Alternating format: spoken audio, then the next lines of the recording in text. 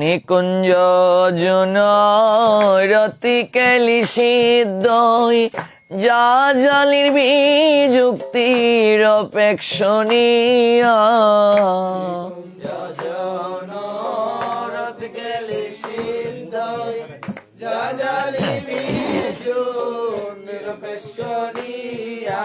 তত্রাতি দাক্ষাদতি বল্লভস্য বন্দে গুর শ্রী চরণারবিন্দ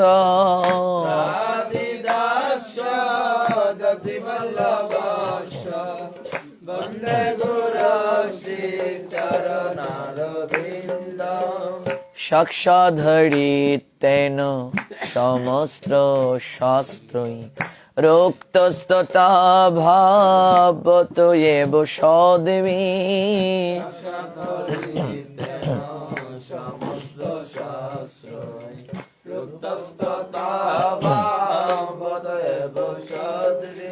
কিন্তু প্রভুরীয় প্রিয় এব তস্য বন্দে গুর শ্রী চরণারবিন্দ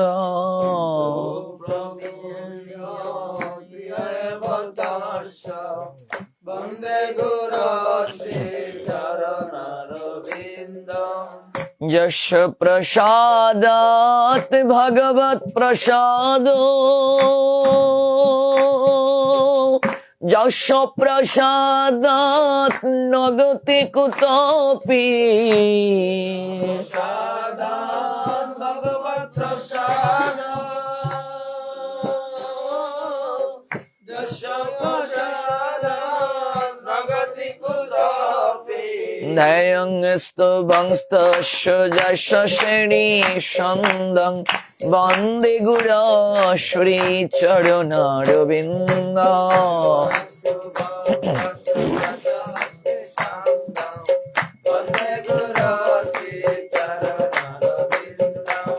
গুরুদেব গুরুদেব গুরুদেব জয় গুরুদেব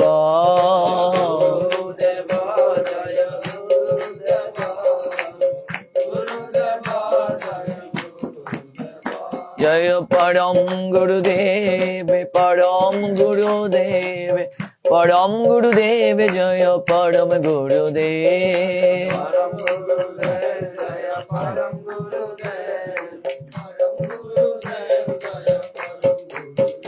জয় প্রভুপাদ প্রভুপাদ প্রভুপাদ জয় প্রভুপাদ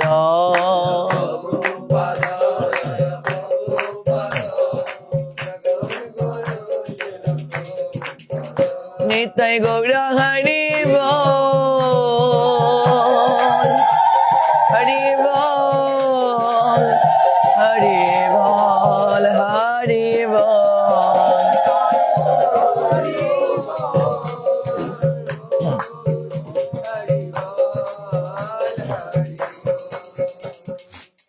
শ্রী শ্রী গুরু অষ্টকম কি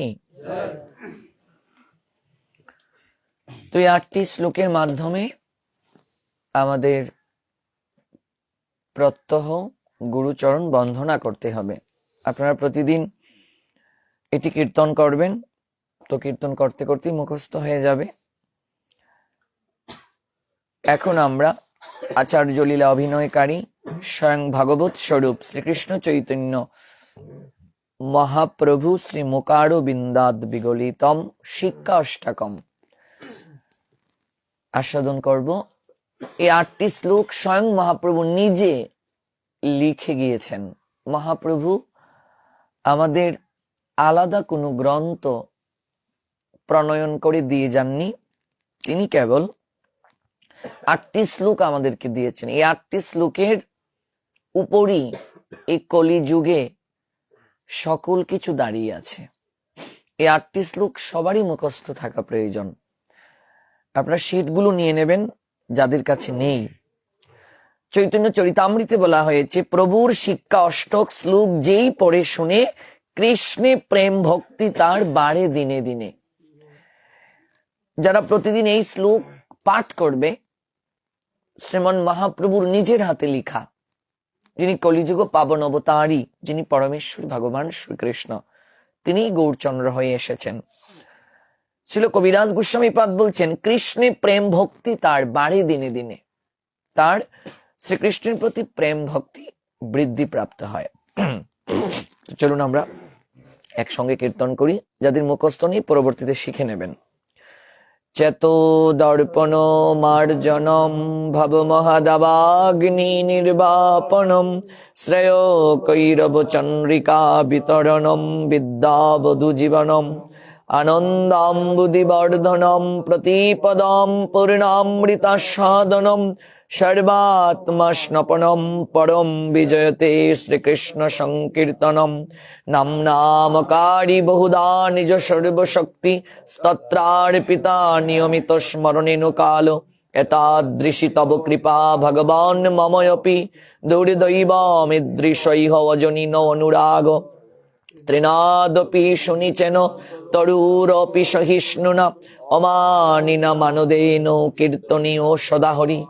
ন ধনম ন জনম ন সুন্দরীম কবিতাম বা জগদীশ কাময়ে মম জন্মনি জন্মনীশ্বরে ভবতাদ ভক্তিরহৈত কিতই ওই নন্দতনুজ কিঙ্করম পতিতম মাম বিষমে ভবাম্বধূ কৃপয়া তব পাদ পঙ্কজ স্থিত ধূলি সদৃশম বিচিন্তয় নয়নম গলদশ্রুধারয়া বদনম গদগদরুদ্দয়া গিরা পুলকৈরিনিচিতম বপুকদা তব নাম গ্রহণে ভবিষ্যতি যুগায়িতম নিমিষেন চক্ষুষা প্রবৃষায়িতম সন্নায়িতম জগৎ সর্বং গোবিন্দ বিরহেন মে আশ্লিষ্যবা পাদরতাম পিনুষ্টমামদর্শন মর্মহতাম করুতবা ইয়তা ততা বাবি দধাতু লম্পটু মত প্রাণনাতস্ত সয়েব না পরহ। হরে কৃষ্ণ কৃষ্ণ কৃষ্ণ হরে হরে হরে রাম রাম রাম হরে হরে। যারা এই সংস্কৃত পারবেন না, বাংলা অনুবাদ হলেও প্রতিদিন পড়তে হবে। দেখুন শ্রীমান মহাপ্রভু কি প্রার্থনা করেছেন, স্বয়ং ভগবান তিনি। দেখুন কি বলছেন 4 নম্বর শ্লোকে, ন ধনম। ঘুম থেকে উঠেই যদি আপনি এমন প্রার্থনা করেন, ন ধনম, মহাপ্রভু বলছেন হে প্রভু আমি ধন চাই না। তো আমরা তো সবাই ধন চাই, আমরা কি এটা বলবো? প্রভু মহাপ্রভু বলছেন ন ধনম, আমি ধন চাই না। কারণ অনেকেই বলে যে প্রভু আমি তো ধন চাই, তো আমি তো এটা বলবো না। ন ধনম, কোন ধন, কোন ধন চাই না আর কোন ধন চাই সেটা তো জানতে হবে।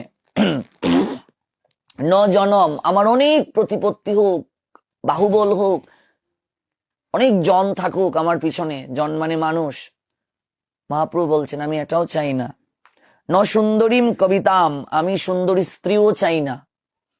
হ্যাঁ, অনেক দেখবেন স্ত্রীর প্রতি বশীভূত থাকে, স্ত্রৈণ যাদেরকে বলা হয়, অভাব নেই সংসারে। এই যে কালকে এক মা কান্নাকাটি করে গেলেন, সকালে তার স্বামী উঠতে দেয় না, আরতি করতে দেয় না, উঠতে দেয় না। এই নিয়ে এই পাড়ায় কানাঘুষা, সকালবেলায় তো আরামের ঘুম, তখন কি করে তোমার স্বামী তোমায় উঠতে দেবে? গ্রামের লোক এসে তাকে নিন্দা করে। আর সাধু হতে গেলে আপনাকে সকালে ঘুম থেকে উঠতে হবে। তাহলে আমরা কোন ধনের জন্য এত কষ্ট করছি? এই ঠান্ডা লেগেছে, এরপরেও সকালে উঠে স্নান করতে হচ্ছে, আরতিতে অংশ নিতে হচ্ছে, ক্লাস করতে হচ্ছে। আমরা কোন ধন চাচ্ছি? হ্যাঁ, আমরা যে ধন চাচ্ছি এই ধন জড় জগতের লোক উপলব্ধি করতে পারে নাই। এই অনিত্য ধন, এই ধনের প্রতি মানুষ লুলুপ হয়ে আছে, অথচ পরিণামে শুধু বিষ আর বিষ। গীতায় 3টা সুখের কথা বলা আছে, সাত্ত্বিক, রাজসিক, তামসিক। সাত্ত্বিক সুখ কি? প্রথমে বিষের ন্যায়, কিন্তু অন্তিমে অমৃতের ন্যায়, কেবল আনন্দ আর আনন্দ।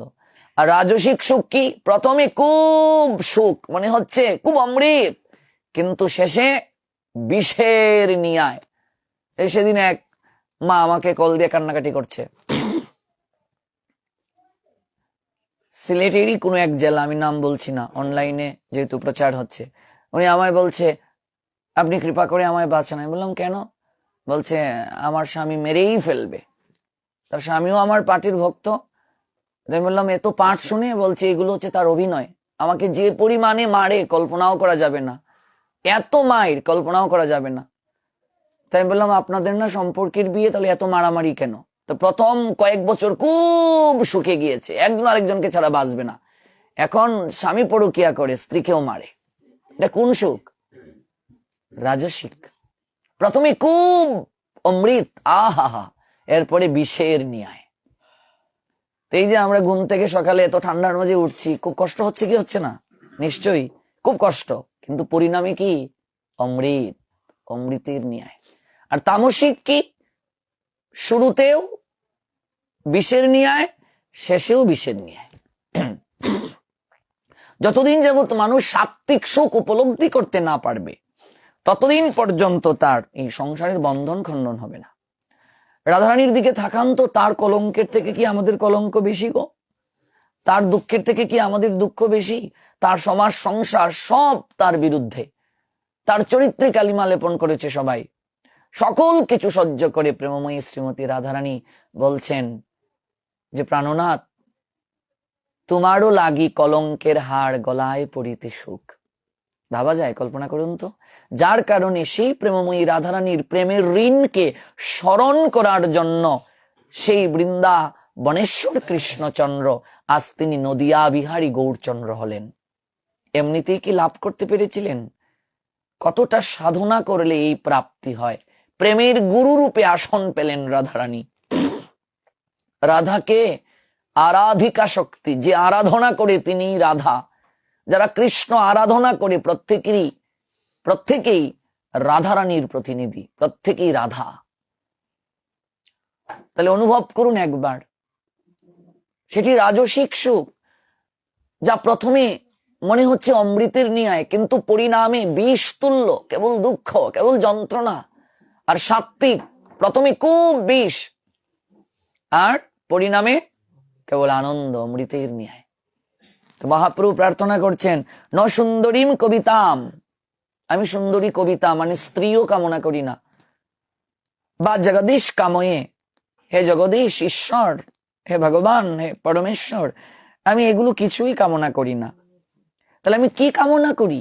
মহাপ্রভু বলছেন, মম জন্মনি জন্মনীশ্বরে, শুধু এই জন্মে নয়, প্রত্যেকটা জন্মে জন্মে ভবতাৎ ভক্তি রহিত কি তৈ, প্রভু তোমার প্রতি যেন আমার প্রেম থাকে, ভক্তি থাকে, তোমার প্রতি যেন আমার অহৈত কি প্রেম লাভ হয়, ভক্তি লাভ হয়।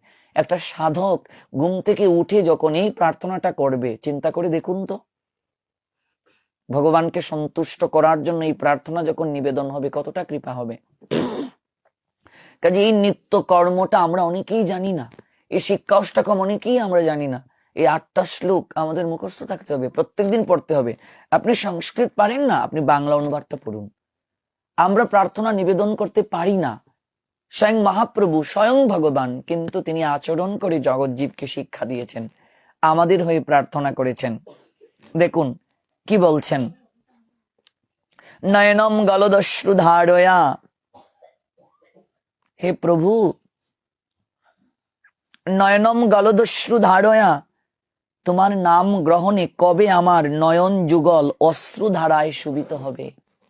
আমরা তো নাম সবাই করি গো, আমরা তো সবাই নাম কীর্তনে যাচ্ছি, ভাগবত পাঠে যাচ্ছি, কিন্তু কজন সত্যিকারে ভাগবত শ্রবণ করছি, সত্যিকার অর্থে সাধুসঙ্গ করছি?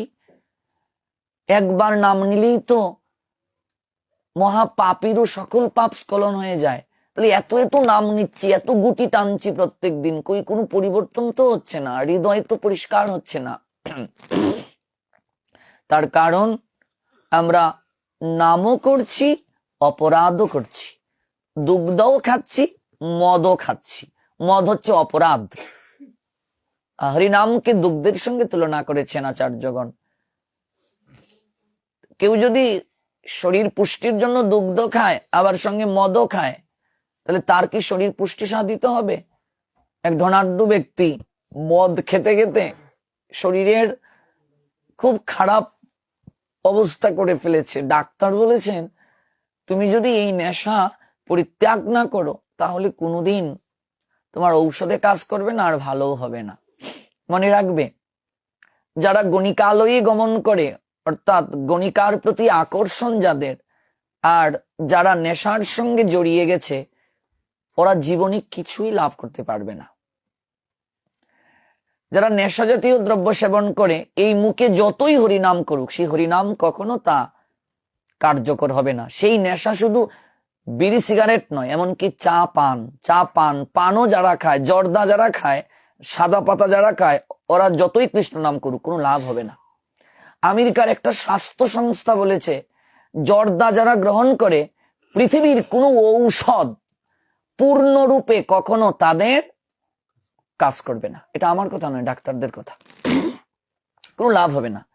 আপনি একাদশীও করছেন, পানও চিবাচ্ছেন, কি লাভ হবে আপনার একাদশী করে? কি দরকার আছে এত কষ্ট করে থাকার? আপনি প্রসাদও গ্রহণ করছেন, আর আপনি 2 টাকার পান ছাড়তে পারছেন না। কিসের আপনি প্রসাদ পাচ্ছেন? কিসের হরিনাম করছেন? আপনি 1 কাপ চা ছাড়তে পারছেন না। আকরাতে দেখবে অনেক কি বলে বৈরাগী রয়েছে, যারা পানও চিবাচ্ছে, আবার বৈষ্ণব বলছে, আবার বিড়িও টানছে। এগুলো নিন্দা নয়, এগুলো সচেতনতা। জানুন, কলি 4 জায়গায় থাকে। যারা নেশা জাতীয় দ্রব্য সেবন করবে, তাদের সঙ্গে কলি থাকবে। কোনোদিন তাদের প্রেম ভক্তি লাভ হবে না। লিখে নিয়ে যান, এটা আমার কথা নয়, এটাই ভাগবত আচার্যগণের কথা। যতদিন যাবত আমার মুখ শুদ্ধ না হবে, ততদিন পর্যন্ত এই মুখে যতই হরিনাম করি, সেই হরিনামের যথাযথ ক্রিয়া হবে না, কোনোদিনই হবে না। ডোনাল্ডো লোকটি ভাবলো, যেহেতু রেড সিগন্যাল দেয়া হয়েছে, তাহলে বাঁচতে তো হবে। খুব কষ্ট করে মদ ছাড়লো। ডাক্তার তাকে প্রেসক্রিপশন করে দিয়েছে, কি কি খাবে একটা লিস্ট করে দিয়েছে, শাক সবজি, দুগ্ধ, ভালো ভালো খাবার। 3 মাস ঔষধ সেবন করেছে, অনেকটাই ভালো। ডাক্তারের কাছে গিয়েছে, ডাক্তার বাবু তোমার কি অবস্থা? আগের থেকে তুমি কি ভালো অনুভব করছো? আমি অনেক ভালো, আমি দুধ প্রতিদিন খাচ্ছি, শাক সবজি ফলমূল আমি খাচ্ছি। আচ্ছা ডাক্তার বাবু, একটা কথা বলি, আমি তো আগের থেকে অনেকটাই ভালো, প্রতিদিন 1 গ্লাস গরম দুগ্ধও খাচ্ছি। আমি কি সেই দুধের সঙ্গে 1 চামচ মদ মিশিয়ে খেতে পারবো? ডাক্তার বলছে, ওরে বেয়াকুব, কদিন আগে জমদূত একদিকে টেনেছিল, আর আমি টেনেছিলাম একদিকে। হয় দুধ খা, নইলে মদ খা। তাহলে আমি প্রসাদও খাচ্ছি, পানও চিবাচ্ছি, চাও খাচ্ছি, যেকোনো একটা খাও, কোনোটাই ক্রিয়া হবে না। একাদশী রেখে 80% লোক এখনো এই সারা বাংলায় ঘুরে আমার অনুভব হয়েছে, মায়েরা একাদশীর দিন পান খায়, একটা একাদশীও হচ্ছে না। একাদশী রেখে চা খায়, একাদশী রেখে বিড়ি খায়। তাহলে কিসের সাধনা হচ্ছে বলুন? ব্রতটা কিসের হচ্ছে? আপনি যাই করুন, আপনি 5 মিনিট হরিকথা শ্রবণ করুন, কিন্তু কায় মনোবাক্যে। আপনি 1 ঘন্টা শ্রবণ করছেন, কিন্তু কথা বলছেন, মন নেই, কোনো প্রয়োজন নেই সেই হরিকথা শ্রবণের। আপনি 1 মালাই হরিনাম করুন, কিন্তু কথা না বলে ধ্যান করে করুন। এই 1 মালা হরিনামে আপনার যত ক্রিয়া হবে, 1 লক্ষ গুটি টানলেও আপনার সেই ক্রিয়া হবে না। আপনার নির্ধারিত সংখ্যক হরিনামটা আপনি কথা না বলে করুন, আর বাকি সময় অভ্যাসের জন্য আপনি রাস্তাঘাটে করতে পারেন, এটা নাম আবাস হচ্ছে। কিন্তু আপনার নির্ধারিত সংখ্যক হরিনামটা চেষ্টা করবেন কথা না বলে করার, তুলসীকে পাশে রেখে করার। দেখবেন অনেক দূরে এগিয়ে যাবেন ভক্তিপথে। মহাপ্রভু বলছেন, হে নাথ, তোমার নাম গ্রহণে কবে আমার নয়ন যুগল গলদস্রু ধারায় শুভিত হবে। বাক্য নিঃসরণের সময় বদনে গদগদ স্বর নির্গত হবে, আমার সমস্ত শরীর পুলকিত হবে। হে প্রভু, কবে আমি তোমার নাম গ্রহণ করে নয়ন জলে ভাসতে পারবো। কি প্রার্থনা দেখুন! ঘুম থেকে উঠেই যদি কেউ এই প্রার্থনা করে, তার কি কৃপা হবে। হে গোবিন্দ, তোমার অদর্শনে আমার নিমেষ সমূহ যুগ বোধ হচ্ছে, চক্ষুদয় মেঘের মতো অশ্রু বর্ষণ করছে, এবং সমস্ত জগৎ শূন্য প্রায় বোধ হচ্ছে। তারপর দেখুন সমর্পণ কাকে বলে।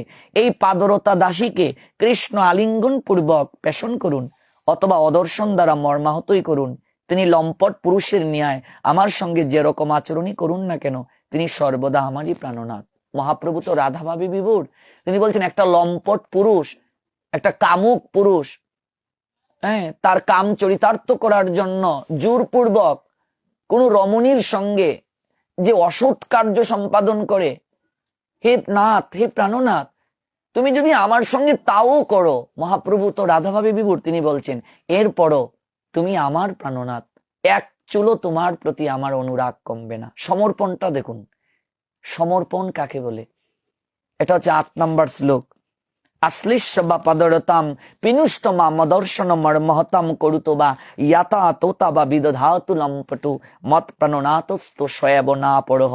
এই পাদরতা দাসীকে কৃষ্ণ আলিঙ্গন পূর্বক পেষণ করুন, অথবা আমাকে দর্শন না দিয়ে যত কষ্টই প্রদান করুন না কেন, তুমি আমার সঙ্গে যা ইচ্ছে তাই করো প্রভু, তুমি আমাকে দুঃখ দাও, কষ্ট দাও, যন্ত্রণা দাও, সাগরে ভাসিয়ে দাও, যাই করো না কেন, কিন্তু তুমি আমার প্রাণনাথ, তুমি ছাড়া জগতে আমার আর কেউ নেই। এই 8টি শ্লোকের মাধ্যমে আমরা কি করব? প্রার্থনা নিবেদন করব ভগবানের কাছে প্রত্যেক দিন।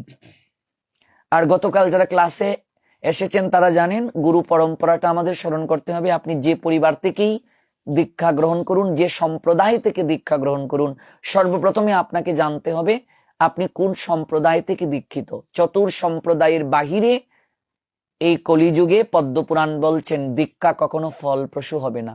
সেই চতুর সম্প্রদায়ের এখানে আমরা যারা সবাই কোন সম্প্রদায় বলুন? ব্রহ্মমাধব গৌড়ীয় সম্প্রদায়।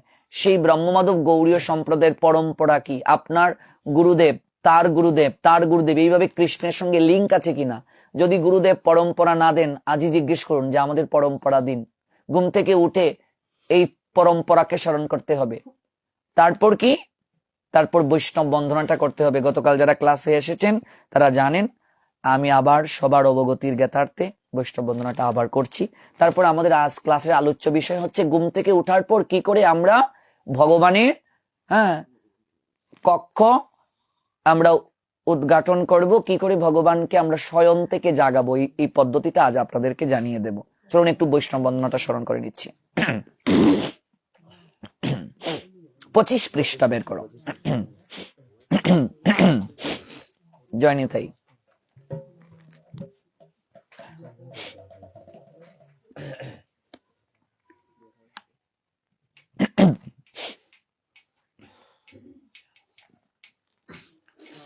বৃন্দাবন বাসী যত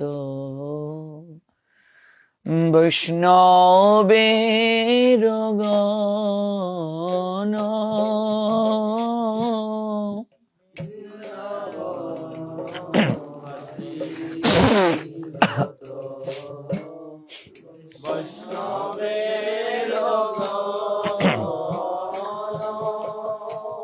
প্রথমে বন্দনা করি সবার চরণ,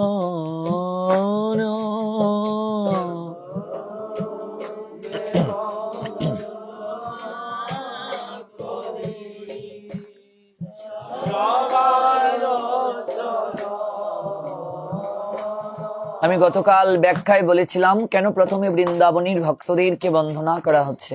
আমরা অনেকেই এই বৈষ্ণব বন্দনাটি কীর্তন করি, কিন্তু এই বৈষ্ণব বন্দনাটির পশ্চাতে যে একটা ইতিহাস রয়েছে আমরা অনেকেই জানি না।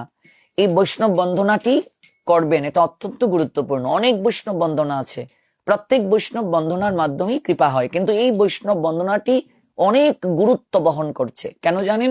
এই বৈষ্ণব বন্দনাটি যিনি রচনা করেছেন তার নাম কি? দেবকীনন্দন দাস।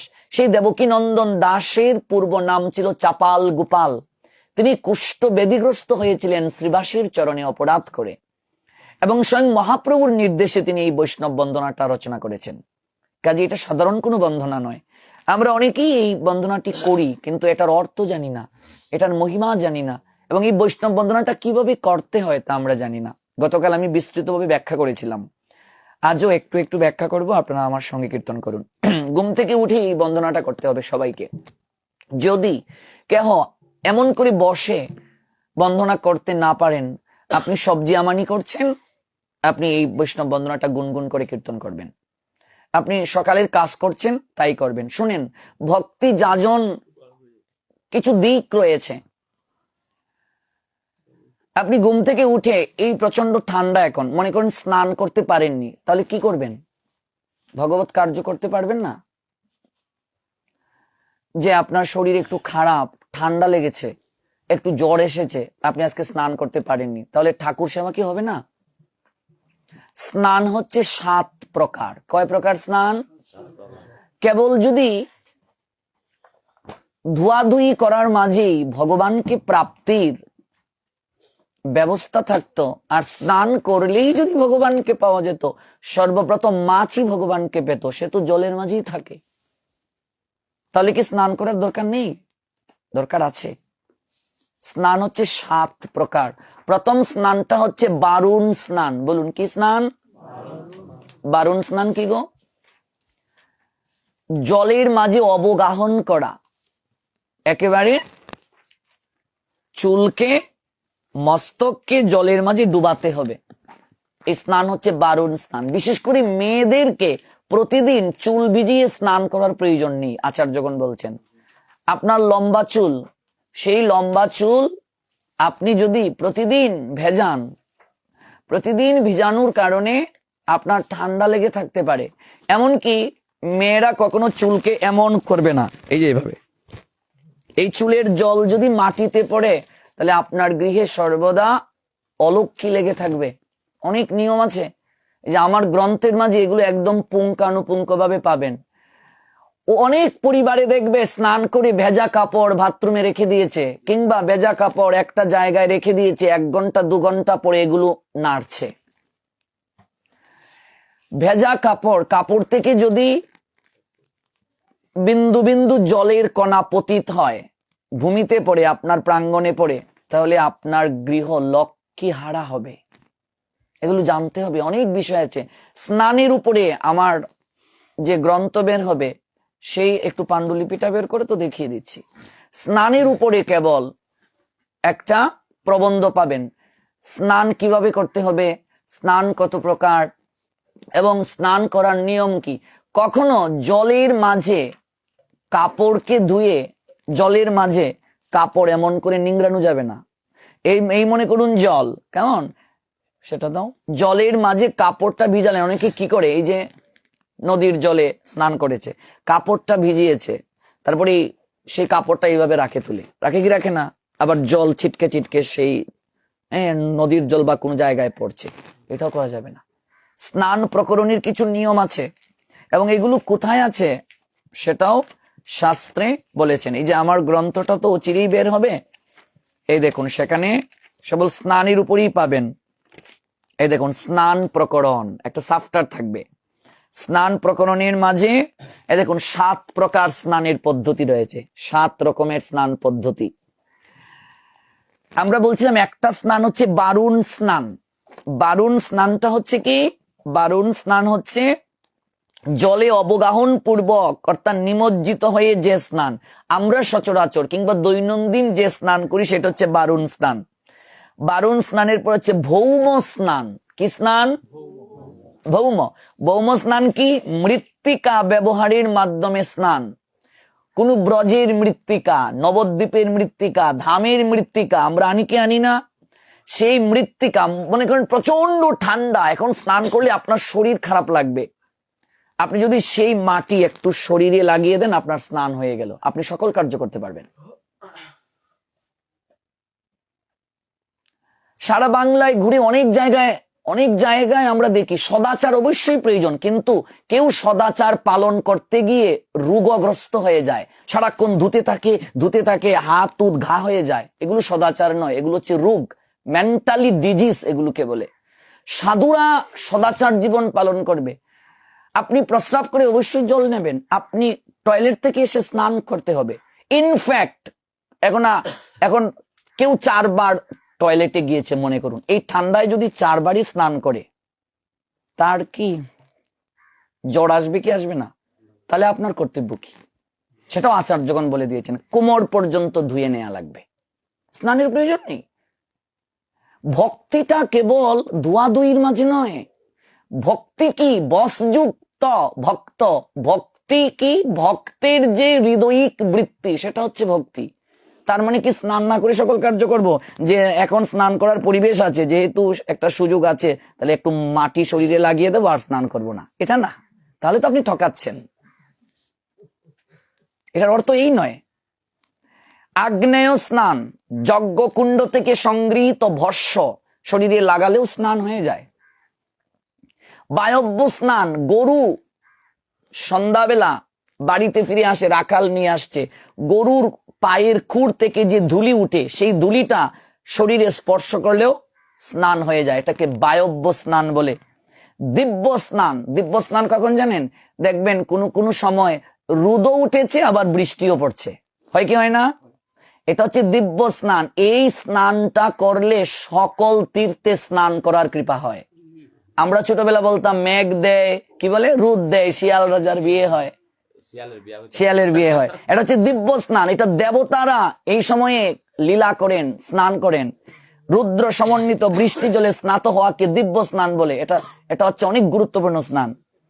তারপর কি সর্বশ্রেষ্ঠ স্নান? সর্বশ্রেষ্ঠ স্নান হচ্ছে মানস স্নান। এই আমাদের প্রত্যেককেই মানস স্নানে পৌঁছানোর আগ পর্যন্ত আমাদের বারুণ স্নান করতে হবে, মানে জলে মস্তককে ডুবিয়ে স্নান করতে হবে। মানস স্নান কি? মন্ত্রের মাধ্যমে স্নান। ওম পবিত্র পবিত্র বা সর্বাবস্থান গত পিবা জাসমরিত পুণ্ডরী কাকসং সবাজ্য অভ্যন্তর সূচি। মনে রাখবেন, স্নানের দ্বারা দেহটা কেবল সূচি হয়, কিন্তু ভেতরে যে ময়লা রয়ে গেল সেটা কি করে পরিষ্কার করবে? লক্ষ জন্মের ময়লা নিয়ে এসেছি, স্নানের মাধ্যমে তো দেহটাকে পবিত্র হচ্ছে করা, কিন্তু দেহের ভেতরে চিন্ময় দেহ, সেটা কি হবে?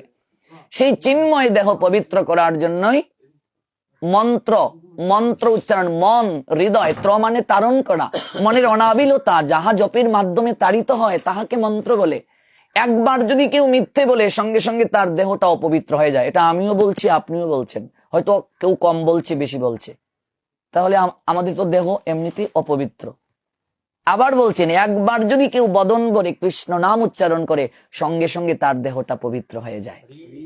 তাহলে আপনি প্রতিদিন যে স্নান করছেন, আমি করছি, এই স্নান দ্বারা তো আপনার এই বাহ্যিক দেহটা একটু পরিষ্কার হয়েছে, কিন্তু ভেতর যে আপনার আমার নোংরা লক্ষ জন্মের ময়লা নিয়ে এসেছে, এগুলো কি করে পরিষ্কার করবেন? ঘুম থেকে উঠে আমাদের আচার্যগণ সর্বপ্রথমে বিছানায় থেকেই কেউ 8 মালা জপ করে নিতেন, কেউ 4 মালা জপ করে নিতেন, তারপর তারা অন্য কার্য করতেন। তাহলে প্রশ্ন আসতে পারে, আমি কি বিছানায় বসে হরিনাম করতে পারবো? এটা আপনি নিজেই বুঝতে পারবেন আপনার বিছানা পবিত্র আছে কিনা। থাকলে অবশ্যই করতে পারবেন, কেন পারবেন না? দেখুন, হরিনাম, হরি কথা শ্রবণের কোনো কালের বিচার নাই। কাল মানে সময়। ভগবান বলছেন, মহাপ্রভু, স্তত্রার পিতা নিয়মিত স্মরণেন কাল। এমনকি আপনি টয়লেটে গিয়ে হরিনাম করতে পারবেন, সেখানে তো আর জপমালা নিয়ে যাওয়া যাবে না, আপনি হরিনাম করতে পারবেন। প্রমাণ কোথায়? প্রমাণ আছে মহাপ্রভুর লীলায়।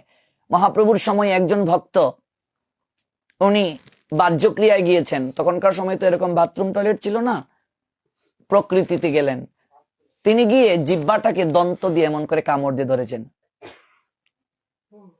আর একজন পার্শ্বদ ছিলেন গোপাল, মহাপ্রভুর ভক্ত, তিনি দূর থেকে দেখলেন জিহ্বাটা কামড় দেয়া দন্ত দিয়ে।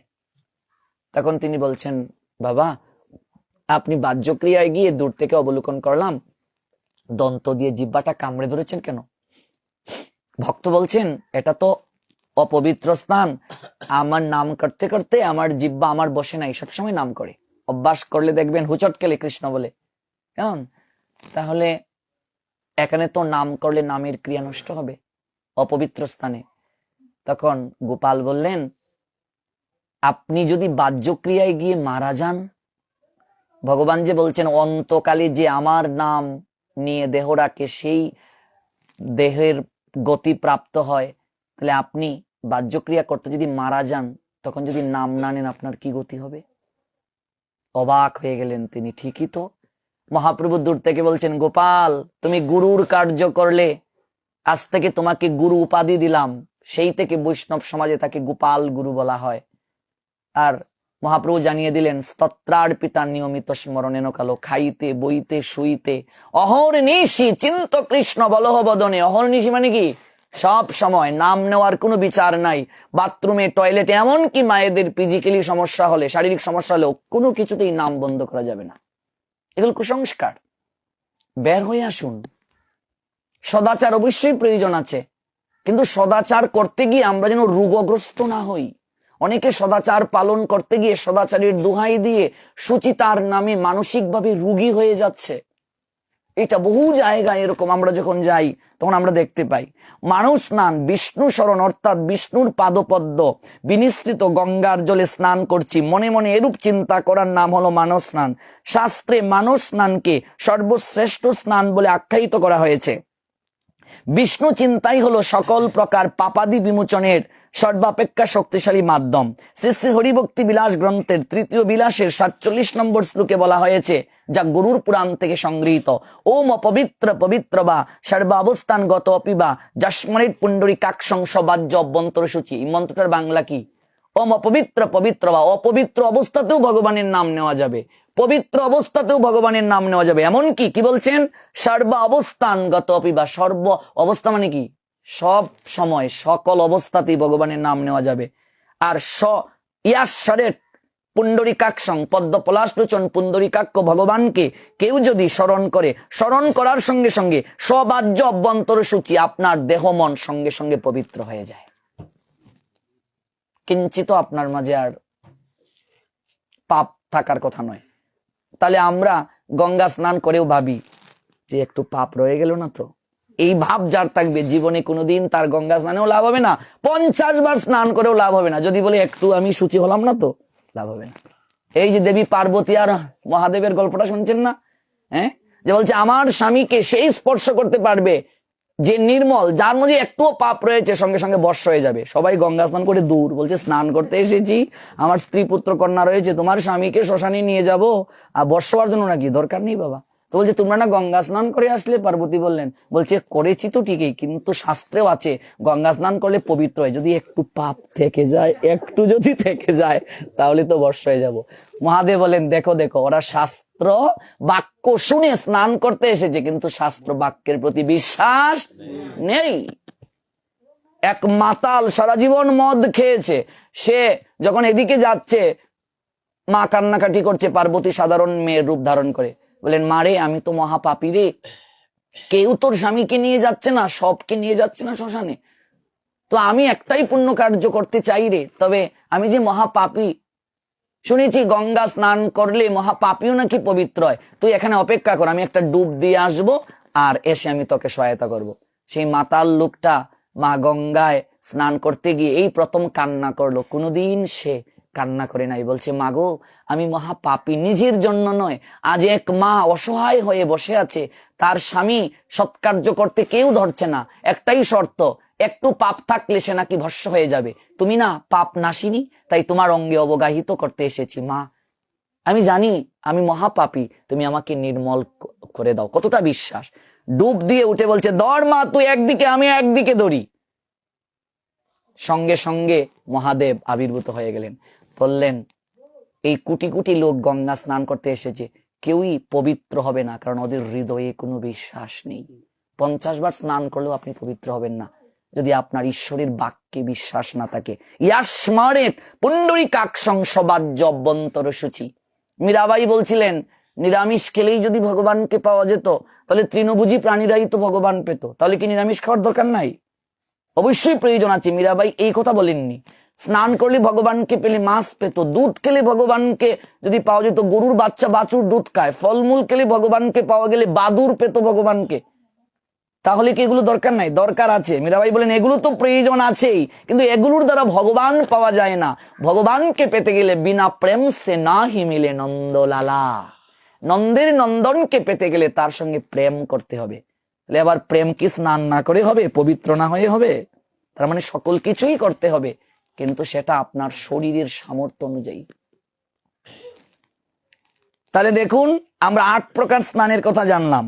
এরপর দেখুন, যারা নিত্য স্নানকারী ব্যক্তি, দেখুন স্নান কে কতবার করবে সেটাও আছে শাস্ত্রে। স্নান কে কতবার করবে, কে কতবার স্নান করবে, গৃহস্থ কয়বার স্নান করবে, বানপ্রস্থী কতবার স্নান করবে, এবং সন্ন্যাসী কতবার স্নান করবে? যারা প্রতিদিন স্নান করে সেই ব্যক্তির কি প্রাপ্তি হয়? সেই ব্যক্তি 10টা গুণ লাভ করবে। এগুলো আপনারা অচিরেই আমার গ্রন্থে পাবেন। নগ্ন হয়ে স্নান করা অনুচিত। কেউ যদি বস্ত্রহীন হয়ে স্নান করে, 7 বছরের উপরে কোনো বাচ্চা যদি নগ্ন থাকে সেই গৃহে অলক্ষ্মী সর্বদা লেগে থাকবে। কুবের এবং নল আর মণিগ্রীবকে দিয়ে এই কার্য করেছেন। ব্রজগোপীরা যখন এই কাত্যায়নী ব্রত রেখে স্নান করতে গেলেন যমুনায়, তাদের সবার 7 বছরের কম ছিল বয়স। তাহলে কৃষ্ণ বস্ত্রটা হরণ করলেন কেন বলেন তো? শিক্ষা দেওয়ার জন্য। 7 বছরের উপরে কোনো বাচ্চাকে নগ্ন করে স্নান করানো যাবে না। এ দেখুন, শুধু স্নানের উপরেই পাবেন। এরপরে স্নানকালে স্মরণীয় বিষয়, স্নান করার সময় কি কি বিষয় স্মরণ রাখতে হবে? দেখুন, গৃহস্থদের কখনোই এক বস্ত্রে স্নান করতে নাই। গৃহী কখনো এক বস্ত্রে স্নান করতে পারবে না। যেমন একটা গামছা পরে স্নান করা যাবে না, আরেকটা গামছা হয়তো কোমরে বেঁধে রাখতে হবে, নইলে কাঁধে ঝুলিয়ে রাখতে হবে। গৃহস্থ এক বস্ত্রে স্নান করতে পারবে, ব্রহ্মচারী এক বস্ত্রে স্নান করতে পারবে, কিন্তু গৃহস্থ এক বস্ত্রে স্নান করতে পারবে না। স্নানের পূর্বে মলত্যাগ করণীয়। ইনফ্যাক্ট স্নানের পরে যদি মলত্যাগ করতে হয়, অবশ্যই স্নান করতে হবে। যদি অসমর্থ হয় কিংবা কোনো জায়গায় গেলেন প্রচন্ড ঠান্ডা জল, আপনার শরীরের জন্য সেটা উপযোগী নয়, কিংবা শীতকালে প্রচন্ড ঠান্ডা, স্নান করলে আপনার শরীর অসুস্থ হওয়ার সম্ভাবনা রয়েছে, কিংবা পরিক্রমা করতে গিয়েছেন, সেখানে সুযোগ পাওয়া যাচ্ছে না, আমরা তীর্থ পরিক্রমায় যখন যাই সুযোগ পাওয়া যাচ্ছে না, তাহলে কি করতে হবে? সেই সময় আপনি মন্ত্র স্নান করবেন, কিংবা কোমর পর্যন্ত ধুয়ে নেবেন। তাতে অসমর্থ হলে হাত পা ধুয়ে নিলেও যথেষ্ট। অস্নাত অবস্থায় ভগবানের রন্ধনশালা কিংবা বিগ্রহ কক্ষে প্রবেশ করা যাবে না। যারা বিগ্রহ শৃঙ্গার করে তারা কখনো স্নান না করে করতে পারবে না। কেউ কেউ স্নান করার সময় হাত দ্বারা, স্নান বস্ত্র দ্বারা গাত্র মার্জন করে, সাবান লাগিয়ে হাত দিয়ে এরকম মাজতেছে, এটাও অপরাধ হবে, এটাও করা যাবে না। কিংবা গায়ের বস্ত্র দ্বারা কেউ কেউ সাবান লাগিয়ে এরকম মার্জন করে, সেটা করা যাবে না। যদি কেউ করে হস্ত দ্বারা বা পরিহিত স্নান বস্ত্র দ্বারা গাত্র মার্জন করে, তাহলে সেটা কুকুরের উচ্ছিষ্ট তুল্য হয়। করেন মার্জিতং গাত্রং স্নান বস্ত্রেন বা ইয়াদি সুনোচ্ছিষ্টং ভবেদ গাত্রং পুনঃস্নানেন শুদ্ধতি। স্নান বস্ত্রের জল নিংড়ে নিতে হবে, তবে মনে রাখা আবশ্যক স্নান বস্ত্র কখনো জলের মাঝে নিংড়াতে নাই। কথাটা বুঝতে পেরেছেন? জলের মাঝে স্নান বস্ত্রটাকে ধুইলেন, ধুয়ে অনেকেই বস্ত্রটাকে এমন করে ধরে রাখে, আর ঝরঝর করে জলগুলো ওই জলের মাঝে পড়ছে, বস্ত্রের জলটা পড়ছে, তাহলেও আপনি লক্ষ্মীহারা হবেন। স্নান বস্ত্র জল নিংড়ে রুদ্রে শুকাতে দিতে হবে। কখনো ভেজা বস্ত্র, জল না নিংড়ানো বস্ত্র একত্রিত করে ঘরের কোনো কোনায় রাখা যাবে না। সিক্ত বস্ত্র থেকে যদি বিন্দু বিন্দু জল গৃহে পতিত হয়, সেটি গৃহের অমঙ্গল বলে জানবে। বিশেষ করে মায়েরা এই কার্যটা বেশি করেন। বাথরুমে ভিজা বস্ত্র রেখে এসেছেন, 2 ঘন্টা 3 ঘন্টা কাজ টাজ সেরে তারপর গিয়ে কাপড় নেড়ে দেন। যদি এরকম অভ্যাস থাকে আজকে চেঞ্জ করেন, গৃহের অমঙ্গল হবে। কিংবা কেউ কেউ দেখবেন এরকম কোন হচ্ছে যেখানে বস্ত্রকে ঝেড়ে দেয়া হয়, নাড়া হয়, একটা তারের মাঝে ভেজা বস্ত্র রেখে দিয়েছে, তারপর সব কাজ টাজ করে গিয়ে বস্ত্র নেড়ে দেয়। এগুলো করা যাবে না, সঙ্গে সঙ্গে বস্ত্র নেড়ে দেয়া লাগবে। এগুলো আমি আমার পোলাপানদেরকে প্রচুর মাইর দিই। ওরা ওই যে ভেজা গামছা রেখে দিচ্ছে, এত মাইর দেই, কারণ এগুলো শাস্ত্রের বাক্য। ভক্ত হওয়ার পূর্বে আগে এগুলো মানতে হবে। স্নানের পরে কখনো তেল মাখা যাবে না। যদি স্নান করার পর কেউ তেল মাখে, সঙ্গে সঙ্গে দেহ অপবিত্র হয়ে যায়, সেই দেহ দ্বারা কোনো ভগবানের কাজ করা যাবে না। তবে সুগন্ধি তেল মাখা যাবে, যেমন ওই যে 7 অয়েল। তো ভাবছে তাহলে তো আর সরিষার তেল ও বাকি তেলগুলো আর দেওয়া যাচ্ছে না। তবে হ্যাঁ, স্নানের পূর্বে তেল মাখাটা যেমন বিজ্ঞানসম্মত, ভাগবত সিদ্ধান্ত। স্নানের পূর্বেই তেল মাখবেন, তবে স্নান করার সময় তেল যেন শরীরে লেগে না থাকে, তাহলে আপনি অসুচি বলে গণ্য। স্নানের পর চুল শুকানোর জন্য চুলে ঝাঁকানি দেওয়া যাবে না, মায়েরা এরকম করে, ঠিক আছে? কিংবা স্নান করার সময় পা দিয়ে কখনো জল ছিটানো যাবে না, এরকম কৃষ্ণ করে কি করে না? হ্যাঁ, নদীতে যাবে না। স্নানের পর স্নান বস্ত্র ভালো করে না ধৌত করে গা মুছা উচিত নয়। নতুবা দেহ আবার অসুচি বলে গণ্য হবে। তবে স্নানের পর একখানি পরিচ্ছন্ন শুকনা বস্ত্র দ্বারা শরীর মুছে নেওয়াটাই উত্তম। এইভাবে যদি গ্রন্থ বের হয় ঘুম থেকে উঠার পর রাত্রে ঘুমানো পর্যন্ত, কি হবে বুঝেন? এটা শুধু স্নান। হ্যাঁ, এরপর দেখুন স্নান না করে যারা ভোজন করে তাদের কি হয়। যারা এই অভ্যাস আছে তারা আজকে ত্যাগ করো। স্নান না করে ভোজন যারা করে, স্নানং বিনা তুই অভুংতে মলাসি সদা নরহ অস্নাইনু সুচ চেতস্য বিমুখা পিতৃদেবতা। পদ্মপুরাণ বলছেন, পদ্মপুরাণের দেবহূতি বিকুণ্ডল সংবাদে আছে, যে ব্যক্তি স্নান না করে ভোজন করে সে সমস্ত কালী মল ভোজন করে। স্নান না করে ভোজন কখনো সনাতনী হিন্দু করতে পারে না, সে ম্লেচ্ছ কিংবা জবন বলে গণ্য। ম্লেচ্ছ বুঝো তো, আচারহীন যারা, ম্লেচ্ছ জবন বলে গণ্য। স্নান না করলে সেই মানব অশুদ্ধ হয়, তার দ্বারা পিতৃবর্গ এমনকি দেবগণ কখনো প্রসন্ন হন না, তার দ্বারা কোনো কার্যই ভগবান গ্রহণ করেন না। তবে যদি বারুণ স্নানে অসমর্থ হয়, এই 7 প্রকার স্নানের মাঝে যে কোনো এক প্রকার স্নান করে হলেও তাকে আহার করতে হবে। বুঝতে পেরেছেন? কখনো এগুলো মায়েদেরকে বাবাদেরকে বলতে হবে। এটা আমি একেবারে আমরা খুব কঠোরভাবে পালন করি, স্নান না করে আমরা কিছুই খাই না। তবে ওই যে বললাম, স্নান কেবল শুধু জলে ডুবিয়ে স্নান নয়। এবার দেখো, কেউ যদি জলে ডুবিয়ে স্নানে অসমর্থ হয় তার বিকল্প পদ্ধতি কি, শাস্ত্র কি বলছেন? আমরা ইতিপূর্বে জেনেছি 7 প্রকার স্নানের মধ্যে বারুণ স্নান অন্যতম। জলে অবগাহন পূর্বক নিমজ্জিত হয়ে স্নান করলে বারুণ স্নান হয়। সচরাচর দৈনন্দিন স্নান বিধি হলো বারুণ স্নান। কেউ যদি জলে নিমজ্জিত হয়ে স্নান করতে অসমর্থ হয়, সেক্ষেত্রে বিষ্ণু পুরাণ কি বলছেন? বিষ্ণু পুরাণ বলছেন, নদ নদী দিঘি দেবখাত গিরি প্রস্রবণের জলে নিত্য ক্রিয়ার জন্য স্নান করবে। কলসি প্রভৃতি দ্বারা কূপ থেকে জল তুলে নেবে, কিংবা তটে স্নান করা যায়। তটে সম্ভব না হলে তুলা জলে স্নান করা যায়। যদি তাতেও কেউ অসমর্থ হও তাহলে প্রয়োজনে গরম জলে স্নান করতে পারবে। গরম জলে স্নানটা একেবারে লাস্ট, অসমর্থ হলে। উপরিউক্ত শ্লোক থেকে আমরা জানতে পারলাম প্রয়োজনে গরম জলে স্নান করা যাবে। তবে মনে রাখা আবশ্যক, কেউ যদি ব্রতাদি পালন করে সেক্ষেত্রে শরীর সুস্থ থাকলে গরম জল ব্যতীত স্নান করাটাই উত্তম। যেমন একাদশী ব্রত ইত্যাদি ইত্যাদি বিভিন্ন যে ব্রত, যদি শরীর সুস্থ থাকে তাহলে গরম জল না করাই ভালো। আর যদি অসমর্থ হন, যেহেতু এখন প্রচন্ড ঠান্ডা, গরম জল দিয়ে করবেন। বিভিন্ন গ্রন্থরাজিতে উল্লেখ আছে, ব্রতকালে, সন্তানের জন্ম দিবসে, সংক্রান্তির দিনে, সূর্যগ্রহণ এবং চন্দ্রগ্রহণে গরম জলে স্নান না করাই ভালো। সন্তানের জন্মদিনে, বিবাহ বার্ষিকীর দিনে গরম জলে স্নান না করাই ভালো। তবে অসমর্থ হলে অবশ্যই করা যাবে। তবে কেউ যদি গরম জলে স্নান করতে অসমর্থ হয় তার কি কর্তব্য, সেটাও শাস্ত্র বলছে। মস্তক না ভিজিয়ে স্নান করা যেতে পারে। আপনি গেলেন, মাথা ধুইলেন না, গলা পর্যন্ত জল দিলেন, তাতেও যদি কেউ অসমর্থ হয় সে কি করবে? একটা ভেজা কাপড় দিয়ে সারা শরীর মুছে নেবে, তাহলেও সে ভগবানের সকল কার্য করতে পারবে। তাতেও যদি সম্ভব না হয় সে কি করবে? তাহলে সে শুধু ভগবানের মন্ত্র উচ্চারণ করে শ্রী বিষ্ণু বলে জল ছিটা দেবে, তাতেও সে ভগবত কার্য করতে পারবে। তার মানে আমরা জানেন কি, ভগবানকে অনেক দূরে রেখে দিয়েছি। যে ভগবান মানে অনেক দূরের কেউ, স্নান করে তিলক কেটে ধুতি পরে বসতে হবে, গীতা পড়তে হবে, এগুলো করতেও পারছি না, ভগবানের কার্যও করতে পারছি না।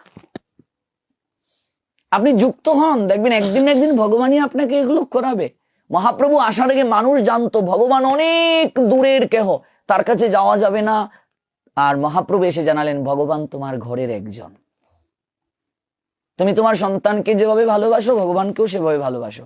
সন্তানকে যেভাবে আহার করাও ভগবানকেও সেভাবে আহার করাও, সম্পর্ক স্থাপন করো। তাহলে দেখুন, আমরা অনেক প্রসঙ্গ এই বিষয়ে বলে ফেললাম। একটা প্রসঙ্গে এসেছিল, আপনারা অচিরেই গ্রন্থটা পাবেন, আশীর্বাদ করুন যেন তাড়াতাড়ি বের করতে পারি। আর এই স্নানের আগে কার্য কি? দাঁত মাজা। দাঁত মাজারও নিয়ম আছে, দেখুন দন্ত দাবন বিধি। কি করে দাঁত মাজবেন, এটা সহজ নয়। দন্ত মাজনেরও নিয়ম আছে। এটা দন্ত দাবন বিধি, কি করে দাঁতটা মাজবেন। এই যে অনেক লেখা, দন্ত দাবনই নিষিদ্ধ দিন। কোন কোন দিন দাঁত মাজা যাবে না? দন্ত দাবন যেদিন করা যাবে না, যেদিন দাঁত মাজার নিষিদ্ধ দিন, সেই দিন মুখ কি করে শুদ্ধ করবে, সেটাও নিয়ম আছে। দেখুন, এরপরে দেখুন, সেই দন্ত মাজন না করে ভগবত কার্য করা যাবে কিনা? অনেক নিয়ম আছে, এগুলো এগুলো আমরা ধারাবাহিকভাবে শুনবো, অনেক কার্য আছে। শুধু এইখানেই না, মলমূত্র ত্যাগেরও বিধি আছে। হ্যাঁ, এইগুলোকে নিত্য কর্ম বলে। আমি কেন এই গ্রন্থটা আগে বের করতেছি, তার কারণটা হচ্ছে, একটা সাধারণ মানুষকে আপনি ভাগবত ধরিয়ে দিলেন, সে ভাগবত কি বুঝবে? গীতা সে কি বুঝবে? যে ঘুম থেকে উঠে রাত্রে ঘুমানোর পর্যন্ত কি কার্য সে তাই জানে না। এই জন্য আমরা আপাতত এই শীটটা করেছি, এই শীটটার মাধ্যমে সকল কার্য পাওয়া যাচ্ছে। এরপরে যখন আমরা বৃহৎভাবে গ্রন্থটা বের করব, তবে এই গ্রন্থটা পড়লে আপনি সদাচার জীবন পালন করতে পারবেন। তাহলে বৈষ্ণব বন্দনাটা আমরা গাইব, তার আগে আরেকটু কার্য বলে নিই। আমরা বলেছিলাম ঘুম থেকে উঠার পরে আপনার কি করে আপনি ভগবানের শয়ন কক্ষ কিংবা ভগবানের যে রুম, ভগবানের যে ঘর, প্রত্যেকের গৃহে ঠাকুরের একটা ঘর থাকে, ভগবানের একটা ঘর থাকে, সেটি আপনি কি করে উন্মোচন করবেন, দ্বার খুলবেন। যাদের শীট আছে তারা 12 পৃষ্ঠাটা বের করুন। একটু আমার দিকে তাকান। এই দেখুন আপনার ঠাকুর ঘর। এখন আপনি কি করবেন? স্নান করলেন, স্নান করে, স্নানের তো বিভিন্ন পদ্ধতি বললাম, চেষ্টা করতে হবে আমাদেরকে বারুণ স্নানই করতে, সারা গা এবং চুল ভিজিয়ে। কেবল মায়েদের সবসময় লম্বা চুল থাকলে ভিজানোর প্রয়োজন নেই, তবে মায়েদের ফিজিক্যালি যখন সমস্যা হবে তখন পবিত্রতার জন্য অবশ্যই চুল ভিজিয়ে স্নান করতে হবে, নইলে হবে না। আর কেউ যদি সমর্থ থাকে চুল ভিজিয়ে স্নান করবে, তবে চুল ভিজানোর পর সেই চুল থেকে যেন বিন্দু বিন্দু জল আপনার গৃহে না পড়ে, তাহলে আপনার গৃহের অমঙ্গল হবে। তারপর আপনি তিলক করবেন, তিলক আদি করে তারপর গুরু প্রদত্ত আহ্নিকটা করে নেবেন। এরপরে আপনি গিয়ে ভগবানের যে ঘর সেখানে যাবেন, গিয়ে 3টা তালি করবেন। তালি কয়টা? 3টা তালি করবেন। তালি করে একটা মন্ত্র বলতে হবে। উগ্র সেন মহাবাহু কৃষ্ণ দ্বার রক্ষক স্ফুটয় কপাট দ্বারং বিষ্ণু পূজা করুম মহম। 12 পৃষ্ঠা দেখুন। এই মন্ত্রটা বলে দরজাটা খুলতে হবে। আমরা অনেকেই দীক্ষা নিয়েছি কিন্তু নিয়ম কানুন কিছুই জানি না। গুরুদেব এসেও এইরকম ক্লাস দেন না। এভাবে যদি ক্লাসটা দিতেন গুরুদেবরা এসে, আমরা অনেক জানতে পারতাম। আপনি কোথাও এরকম ক্লাস দেখবেন না। ভাগবত অনেক পাঠক আসে, আলোচক আসে, এগুলো নিজের গুণকীর্তন আমি করছি না, আমি বাস্তবতাটা আপনাদের বুঝিয়ে যাচ্ছি। অনেক ভাগবত পাঠ, রিঙ্কু প্রভু বলুন, আপনি তো শ্রীমঙ্গলে অনেক দিন পাঠ শোনেন, কোনো আলোচক সকালবেলা এরকম ক্লাস দেন? তো এটা দেওয়া উচিত। প্রত্যেক আলোচকদেরকে আমি অনলাইনের মাধ্যমে আমন্ত্রণ জানাবো, যদি কোনো আলোচক শুনে থাকেন, আপনারা যেখানেই পাঠে যান, কারণ ভাগবত পাঠে প্রশ্নের সিস্টেম থাকে না, ক্লাসের মাঝে প্রশ্নের সিস্টেম থাকে, যেটা জানি না সেটা বলতে পারি। এটা প্রত্যেকেই দেওয়া উচিত আমাদের জানানোর জন্য। 3টা তালি দিয়ে এই মন্ত্রটা বলবেন। তারপর কি করবেন? দরজাটা খুলে দেবেন, খুলে দিয়ে লাইট জ্বালিয়ে দেবেন। লাইট জ্বালিয়ে দিয়ে তখন আপনি একটু কীর্তন করবেন, ঘন্টাটা হাতে নিয়ে শ্রী কৃষ্ণ চৈতন্য, আর ঘন্টা আদ্যে বাজাবেন। সেই ঘন্টা, যারা এখানে তো অনেকেই ঠাকুর সেবা দেন, অনেকে প্রসাদ বুঝু আছেন, বলেন ঘন্টা কতটুকু নিচে থাকবে, কতটুকু উপরে তোলা যাবে না? বলেন। কোমরের কোমরের কোমরের উপরে রাখতে হবে, আর বক্ষের নিচে, মানে এই হচ্ছে কোমর, কোমরের নিচে রাখতে হবে, কোমরের উপরে, আর বক্ষের হ্যাঁ নিচে, মাঝামাঝি জায়গায়। এবং পঞ্চোত্তম মহামন্ত্র গাইলেন, কিংবা একেবারে প্রভাতী সুরে হরে কৃষ্ণ গাচ্ছেন, আর কি করবেন? ঘন্টা বাজাবেন। বাজিয়ে ভালো করে আমার দিকে তাকান। আপনি তো রাত্রিবেলা শয়ন দিয়ে আসলেন, আমরা কিন্তু শয়নের নিয়মটা বলিনি, বলবো, আগে জাগরণটা বলছি। আপনি যদি ঠাকুর ঘরে পালঙ্ক থাকে কিংবা মশারি টাঙ্গানো থাকে তাহলে তো এগুলো তুলবেন, যদি না থাকে সেবাটা দিতে হবে মনে মনে। আচ্ছা বলুন তো, আমরা যে ভোগারতি গাই, কত আইটেমের কথা গানে গাই, সব আইটেম কি দেই? তাহলে আমরা মিথ্যে বলছি না তো? লুচি, চিনি, সরপুরি, লাড্ডু, রসাবলি আছে নাকি? এগুলো কি দিচ্ছি গো? তাহলে গান যে গাইতেছি। হ্যাঁ, সেবা এই দেহ দ্বারা সেবা হয় না। গুরুদেব দীক্ষাকালে যে দেহ দান করেছেন সেই চিন্ময় দেহ দিয়ে সেবা করতে হয়। এগুলো অনেক নিয়ম আছে। কাজেই আমরা আজকের পরে, কালকে শেষ নাকি ভাত? কালকেই, তাহলে তো আর সময়ই কম। নাহলে তো এগুলো ধারাবাহিক যদি আমরা এক সপ্তাহ ক্লাস পারতাম দিতে, এগুলো জানতে পারতেন যে স্মরণের মাধ্যমে সেবা। আপনি যে এত এত আইটেম গান গাইতেছেন, সেটা নরোত্তম দাস ঠাকুরেরই আপনি বোগারতি গান, ভক্তিবিনোদ ঠাকুরের জারি গান, আপনি যে এত এত আইটেম, হ্যাঁ, শুক্তা শাকাদি নালিতা অভাব নাই, কিন্তু আপনি তো দিলেন আলু ভর্তা আর ডাল। তাহলে বাকিগুলো যে গান গাইতেছে, স্মরণে নিবেদন করতে হবে। সেবাটা স্মরণে হয়, স্মরণে সকল কিছু। আপনি ওই মনে মনে চিন্তা করবেন গুরুদেব ঘুমিয়ে আছেন, মহাপ্রভু ঘুমিয়ে আছেন, রাধা গোবিন্দ ঘুমিয়ে আছেন। এবার আপনি স্মরণ করছেন একটা মশারি টাঙ্গানো আছে, স্মরণ করবেন আপনি মশারিটা তুলে দিচ্ছেন, আর আপনি ঘন্টা বাজিয়ে বাজিয়ে গাইছেন পঞ্চতম মহামন্ত্র। এবার মশারি তোলা হয়ে গেল, লাইট আগেই জ্বালানো হলো। এবার গিয়ে সর্বপ্রথমে গুরু চরণ স্পর্শ করতে হবে। দেখুন মন্ত্র আছে 12 নম্বর পৃষ্ঠা, উত্তিষ্ঠ তিষ্ঠ শ্রী গুরু তেজ নিদ্রাং কৃপাময়। এটা বলে গুরুদেবের চরণ স্পর্শ করতে হবে। উত্তিষ্ঠ তিষ্ঠ শ্রী গুরু তেজ নিদ্রাং কৃপাময়, এটা বলে গুরুদেবের চরণ স্পর্শ করতে হবে। এবার যারা মন্ত্র জানে না তারা কি করবে, যে হে গুরুদেব কৃপা করে আপনি জাগ্রত হন, আপনাকে অবলম্বন করে আমি গোবিন্দ সেবা করব। এটা যারা মন্ত্র পারো তারা যদি বলো যে আমিও এটা বলবো, তাহলে হবে না, এটা অসমর্থ ব্যক্তির জন্য। যে এখন স্নান করার যেহেতু বিভিন্ন সিস্টেম আছে, আমি টয়লেট থেকে আই বাই বাই একটু খালি জলসিটা দিয়ে আইমু, বিষয়টা এমন না, অসমর্থ ব্যক্তির জন্য। ঠান্ডা লাগলে আমরা তো খালি সহজ খুঁজি, সহজ কুদ্দিকে আছে। গৌরাঙ্গের পাদস্পর্শ তারপর লাগবে করা, উত্তিষ্ঠ তিষ্ঠ গৌরাঙ্গ যোহি নিদ্রাং মহাপ্রভু। তারপর রাধা গোবিন্দের চরণ স্পর্শ করতে হবে, উত্তিষ্ঠ তিষ্ঠ। আগে আমরা গৌরাঙ্গ মহাপ্রভুকে জাগালাম, এবার গোগুপ গোকুল আনন্দ যশোদানন্দন বর্ধন উত্তিষ্ঠ রাধয়া সার্ধং প্রাত রাশি জগৎপথে। এবার চিন্তা করুন, তারা ঘুম থেকে উঠে বসলেন, আসনে বসছেন। এবার ঘুম থেকে উঠার পরই তারা খাওন দিলিবেন, কি করবেন? মুখ ধোয়াইতে হবে, দাঁত মাজিয়ে দেওয়া লাগবো। তারা সিংহাসনে উঠে বসছেন, মনে মনে চিন্তা করবেন। এবার দন্ত কাষ্ঠ দিয়ে তুমি দাঁত মেজে দিচ্ছ, চিন্তা করো, দাঁতটা মেজে দিচ্ছ তুমি কেমন? সামনে একটা ডাবর রাখবে, ডাবর বুঝেন তো, একটা পাত্র রাখবেন। তারপর শঙ্খ হাতে নেবেন, ইদং মুখ প্রক্ষালং উদকং ঐং গুরবে নম। মুখটা ধোয়াইয়া দিতেছ, দিয়ে 3 বার ডাবরের মাঝে জল দেবে, ইদং মুখ প্রক্ষালং উদকং ঐং গুরবে নম, এটা বলে জল ত্যাগ করতে হবে। এরপর কি করতে হবে? ইদং মুখ প্রক্ষালং উদকং শ্রীং রাধিকা ওই নম। গুরুদেবের পরে রাধারানীর মুখ ধুয়ে দিতে হবে এই মন্ত্র বলে। এই মন্ত্রে ডাবরে 3 বার জল ত্যাগ করতে হবে। ইদং মুখ প্রক্ষালং উদকং ক্লিং গৌরায় নম, ইদং মুখ প্রক্ষালং উদকং শ্রীং ক্লিং কৃষ্ণায় গোবিন্দায় গোপীজন বল্লভায় স্বাহা। রাধা কৃষ্ণ গুরুদেব মহাপ্রভু সবার কি হয়ে গেল? মুখ দান হয়ে গেল।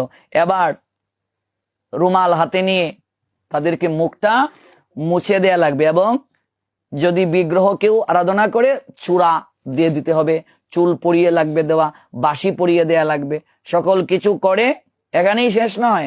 এরপরে এসো পুষ্পাঞ্জলি ওং শ্রী গুরবে নম, গুরুদেবের চরণে পুষ্প দেবে। এসো পুষ্পাঞ্জলি ক্লিং গৌরায় নম, গৌর হরির চরণে পুষ্প দেবে। এসো পুষ্পাঞ্জলি শ্রীং ক্রিং রাধা কৃষ্ণাভ্যং নম, রাধা কৃষ্ণের চরণে পুষ্পাঞ্জলি দেবে। এরপর আরতির প্রস্তুতি, মঙ্গল আরতি। এই মঙ্গল আরতির আগে এই সব কার্য করতে হবে। ক্লিয়ার বিষয়টা? কোনো প্রশ্ন আছে কারো? বলেন, এই পর্যন্ত বুঝতে কারো সমস্যা আছে কিনা?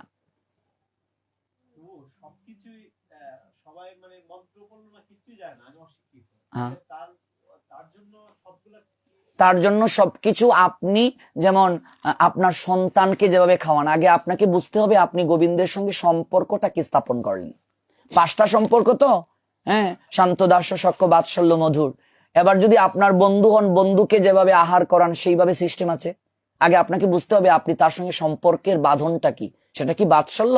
তাহলে সন্তানকে যেভাবে খাওয়ান সেখানে আলাদা পদ্ধতি আছে। মন্ত্র না জানলে মহাপ্রভু সিদ্ধান্ত দিলেন, মূর্খ আমি নাহি মোর বেদান্ত পাঠের অধিকার, কৃষ্ণ মন্ত্র জপ সদাই তত্ত্বসার। হরিনামের মাধ্যমে সকল কিছু করবে, তবে প্রীতি থাকতে হবে হৃদয়ে। হ্যাঁ, ভাবটাই ইম্পর্টেন্ট। মহামন্ত্র যদি কেউ অসমর্থ অক্ষর জ্ঞানহীন হয়, কেমন তারপর হচ্ছে আরতির জন্য এই কার্য লাগবে করা। তার মানে আরতির আগে সিস্টেমটা বুঝতে পেরেছেন? প্রথমে আমরা কি করব? স্নান কার্য করব, তিলক আদি করব, তারপর আহ্নিক করব। এগুলো সমাপন করে, তার মানে এগুলো মঙ্গল আরতির সময়ের পূর্বে করতে হবে। গৃহী যে সংসারী মানুষ যে, সে যদি 4টাতে মঙ্গল আরতি করতে না পারে তাতেও সমস্যা নাই, 5টায় করো। যদি 5টায় না পারো 6টাতে হলেও মঙ্গল আরতি করতেই, তাতেও যদি না পারো 6:30টায় হলেও মঙ্গল আরতি করতে হবে, তাতেও যদি না পারো 7টায় হলেও করতে হবে। গৃহীকে করতেই হবে, বাদ দেওয়া যাবে না।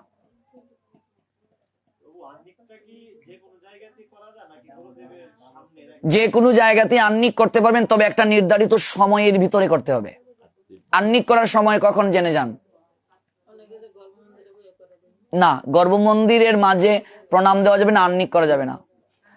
এদিকে থাকেন মায়েরা, এই যে মনে করেন একটা ভগবানের ঘর, কেমন কেউ কেউ ভগবানের গড়ে বসে আহ্নিক করে। ভগবানের গড়টা বুঝতে পারছেন তো, গর্ভ মন্দিরটা বুঝতে পারছেন তো, যেখানে ঠাকুর থাকেন।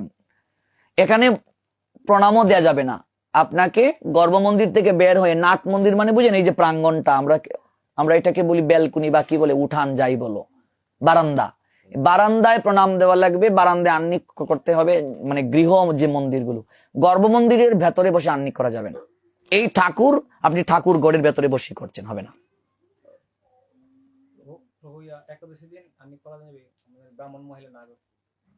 ব্রাহ্মণ মহিলা কি জানে? প্রতিদিনই করতে হবে। ওই যে ব্রাহ্মণ মহিলা দেখেছি, ও তো পান খেয়ে সব ল্যাবরা পড়ছে, উনি আর জানবে কি? সকল কিছু করতে হবে, একদিন আহ্নিক বাদ দেওয়া যাবে না। এবার আহ্নিকের নিয়ম জানুন। সূর্য উদয়ের আগের 24 মিনিট, সূর্য উদয়ের পরের 24 মিনিট, 48 মিনিটের মাঝে আহ্নিক লাগবে করা। যদি এর ভেতরে কেউ আহ্নিক না করে 108 বার পরে প্রায়শ্চিত্ত করতে হবে। আপনি মন্ত্রের যথাযথ ক্রিয়া পাবেন না। দুপুরের আহ্নিক কখন? 12টা বাজার আগের 24 মিনিট, 12টা বাজার পরের 24 মিনিট, 48 মিনিটে মুহূর্ত হয়, এর ভেতরে করতে হবে। এগুলো আমার গ্রন্থে একদম সুন্দর করে পাবেন। না করলে কি হবে, না করলে কি প্রায়শ্চিত্ত করতে হবে। সন্ধ্যার আহ্নিক কখন? সূর্য অস্তের আগের 24 মিনিট, সূর্য অস্তে যাওয়ার পরের 24 মিনিট। আপনি ব্যবসায়ী, চাকরিজীবী যে স্থানে থাকুন না কেন, ওই সময়টা হয়ে গেলে ওই জায়গাতে বসে যে অবস্থাতে থাকেন, যে কাপড়ে থাকেন, স্নান টান দরকার নাই। অপবিত্র পবিত্র বা সর্বাবস্থানগত পিবা জাসমনিট পুণ্ডরী কাকশংস বাহ্য অভ্যন্তর সূচি, একটা এরকম আচমনের পাত্র রেখে দেবেন আপনার ব্যাগের মাঝে, একটু জল ছিটিয়ে দিয়ে কিংবা গঙ্গার জল রেখে দেবেন। আপনি সঙ্গে সঙ্গে যে জায়গায় যে অবস্থায় আছেন, এই অবস্থায় মন্ত্র ধ্যান করতে হবে। এবার আপনি ব্যবসায়ী মনে করেন, রাত্রে 10টায় আসবো, এসে স্নান করবো, কইরে মৌসুমি জল দে, গরম জল, তারপরে ধুতি পরবো, তারপরে আমি বইমু, তারপরে আহ্নিক করব। 10টায় আইয়া বলেন কোনটা 3বার বলেন? কই 3বার কোনটা? একটা এক্সাম্পল দেন।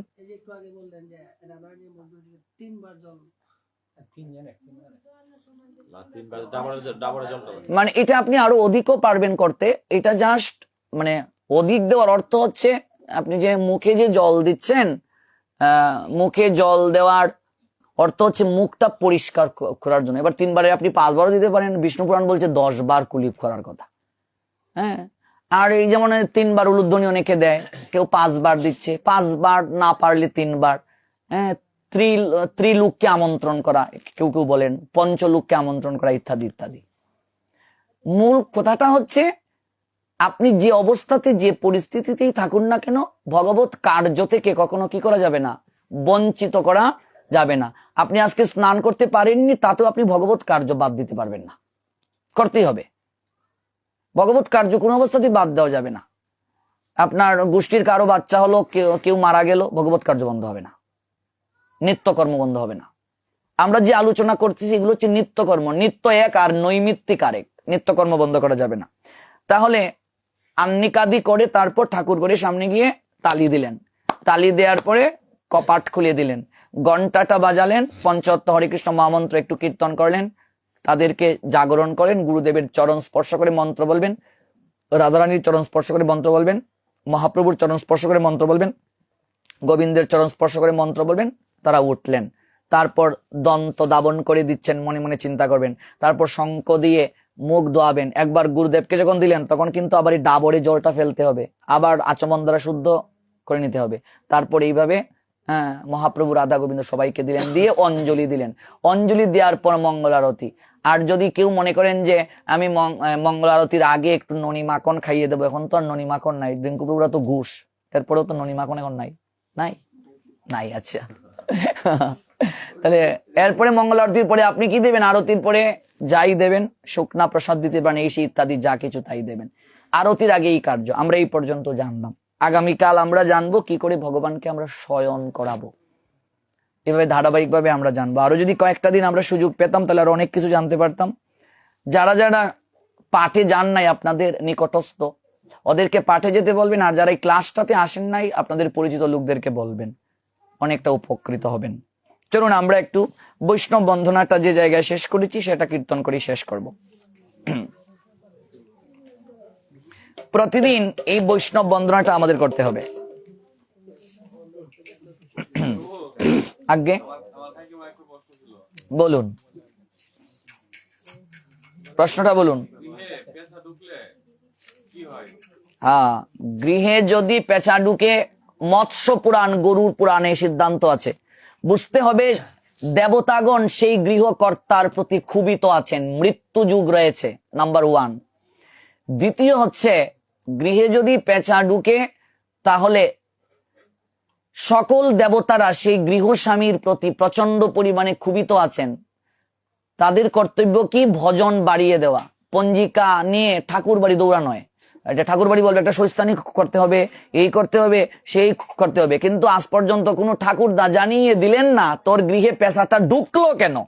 শুধু বলেন ঢুকলে এই করতে হবে, কিন্তু ঢুকলো কেন এটা বলেন নাই। আজ পর্যন্ত আমি শুনলাম না যে কেন পেঁচাটা ঢুকলো, ঢুকার কারণটা কি। বলেন ঢুকেছে, এই করতে হবে, সেই করতে হবে, কিন্তু ঢুকলো কেন। আপনাকে তো আগে প্রতিরোধ করতে হবে, প্রতিকার প্রতিরোধ দুটো আসে না শব্দ, যে কেন ঢুকলো। উনারা সাধন ভজন থেকে মানুষ 5টা ঋণ নিয়ে তো জন্ম নেয়, দেব ঋণের বোঝা এতটাই বেড়ে গেছে, পেঁচা হচ্ছে দূত, পেঁচাকে দিয়ে ঘরে পাঠিয়ে সংকেত দিচ্ছেন ঠিক হয়ে যাও, নাইলে আরো বিপদ আছে। সঙ্গে সঙ্গে নাম ভজন বাড়িয়ে লাগবে দেওয়া। এগুলো যজ্ঞ টজ্ঞ করেও কিছু লাভ হবে না, হরিভজন বাড়াতে হবে প্রচুর পরিমাণে, নইলে সেই গৃহের মানুষের মৃত্যু যুগের সম্ভাবনা থাকবে। মৎস্য পুরাণ বলছে। কেমন দেবতারা খুবই তো আছেন সেই গৃহের প্রতি। তাহলে কি করতে হবে? নামের সংখ্যা বাড়াতে হবে, সৎকর্ম সম্পাদন করতে হবে, ধর্মে মতি দেয়া লাগবে। কেমন? আর একটা আছে সস্তানের একটা যজ্ঞ আছে, এটা তো অনেক ব্যয়বহুল, এগুলো থেকে হরিনাম করলেই মঙ্গল হবে। বলুন।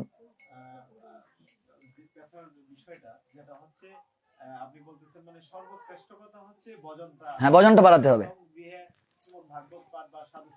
হ্যাঁ, ইয়েস।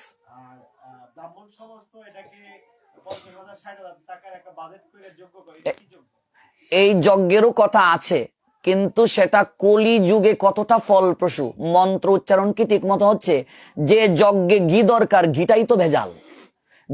যিনি যজ্ঞ করাবেন তার আহারে ভেজাল, তার মুখ থেকে সিগারেটের ধোঁয়া বের হচ্ছে, সব কিছুতেই ভেজাল। কাজে কলি যুগে একমাত্র মহাপ্রভু সিদ্ধান্ত দিলেন নামই হচ্ছে প্রায়শ্চিত্তের বিধান, আর কোনো কিছু নয়। এটা সুবুদ্ধি রায়কে দিয়ে মহাপ্রভু সিদ্ধান্ত দিলেন। সুবুদ্ধি রায়কে যখন গোমাংসের জল খাইয়ে দেওয়া হলো, সমাজচ্যুত করা হলো, সবাই তখন বিধান দিলেন তপ্ত ঘি খেয়ে তাকে প্রায়শ্চিত্ত করতে হবে। তপ্ত মানে গরম, তো গরম ঘি খেলে তো মানুষ মরেই যাবে। তো সুবুদ্ধি রায়কে বিধান দেওয়া হলো মৃত্যু। তখন মহাপ্রভু বললেন মহাপাপীও সর্বশ্রেষ্ঠ প্রায়শ্চিত্ত করতে পারে কেউ যদি হরিনাম করে। পেঁচা কারো ঘরে ঢুকলে বুঝতে হবেন গৃহস্বামীর প্রতি দেবতারা খুবই তো আছেন, সঙ্গে সঙ্গে হরি ভজনটা বাড়িয়ে দেয়া লাগবে, তার ভজনটা বাড়াতে হবে, নইলে আরো বিপদ হওয়ার সম্ভাবনা আছে। এটা একটা সংকেত। তবে সেই পেঁচার কালারের উপরে ডিপেন্ড করবে, আরো বিষয় আছে এখানে। সেই পেঁচার গায়ের রংটা কেমন সেটার উপরে আরো অনেক আছে বিষয়। আমি আমার ইউটিউবে পেঁচা ঘরে ঢুকলে কি হয় এই নিয়ে 3 ঘন্টার একটা পার্টি আছে, একটু খুঁজে নেবেন। এটা আমরা হবিগঞ্জ করেছিলাম। পেঁচা ঘরে ঢুকলে কি হয়, আমার ইউটিউবে একটা পার্টি আছে 3 ঘন্টা। শুভ্র পেঁচা, কোন আছে হরিত রঙের পেঁচা, বাদামি রঙের পেঁচা, একটার এক এক গুণাবলী রয়েছে। কোন কোন পেঁচা দর্শন করলে আপনার মঙ্গল হবে। এবার আপনার ঘরে কোন পেঁচা ঢুকেছে এটা আগে আপনাকে জানতে হবে। যদি শুভ্র হয় তাহলে আপনি কোনো জায়গায় গিয়েছেন, আপনি শুভ্র দেখেছেন একদম সাদা পেঁচা, তাহলে আপনার গমনটা ভালো হবে। যদি দেখেন যে সেখানে একটু গায়ের বরণটা হচ্ছে বাদামি, তাহলে আপনি একটু অপেক্ষা করে যান, আপনি একটু ভগবানকে স্মরণ করে যান, একটু সংকেত পেয়েছেন, আপনি একটু সতর্ক হয়ে যান। আরো অনেক আছে বিষয় এগুলো, কেমন এগুলো মৎস্য পুরাণে উল্লেখ আছে, গরুর পুরাণে উল্লেখ আছে। আরো কোনো প্রশ্ন আছে?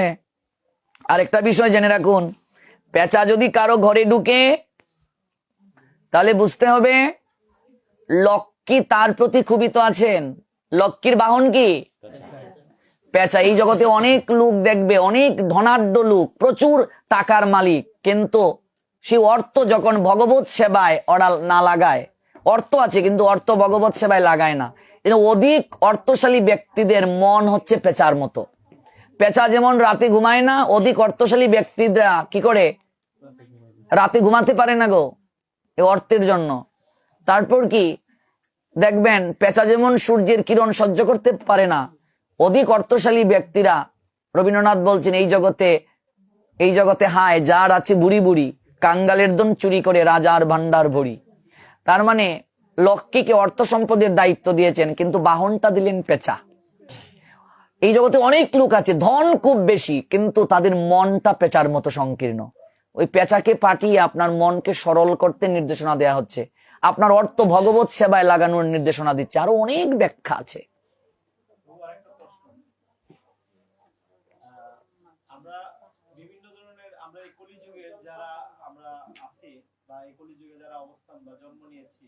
আমরা অনেকেই জানি না বিগ্রহগুলা আমাদের মন্দিরে, আমাদের গৃহ মন্দিরে ছোট হোক, তবে সর্বোচ্চ বা যেটা রাখলে না নয়, সম্ভবত কি রাখলে সেটা সঠিক হবে।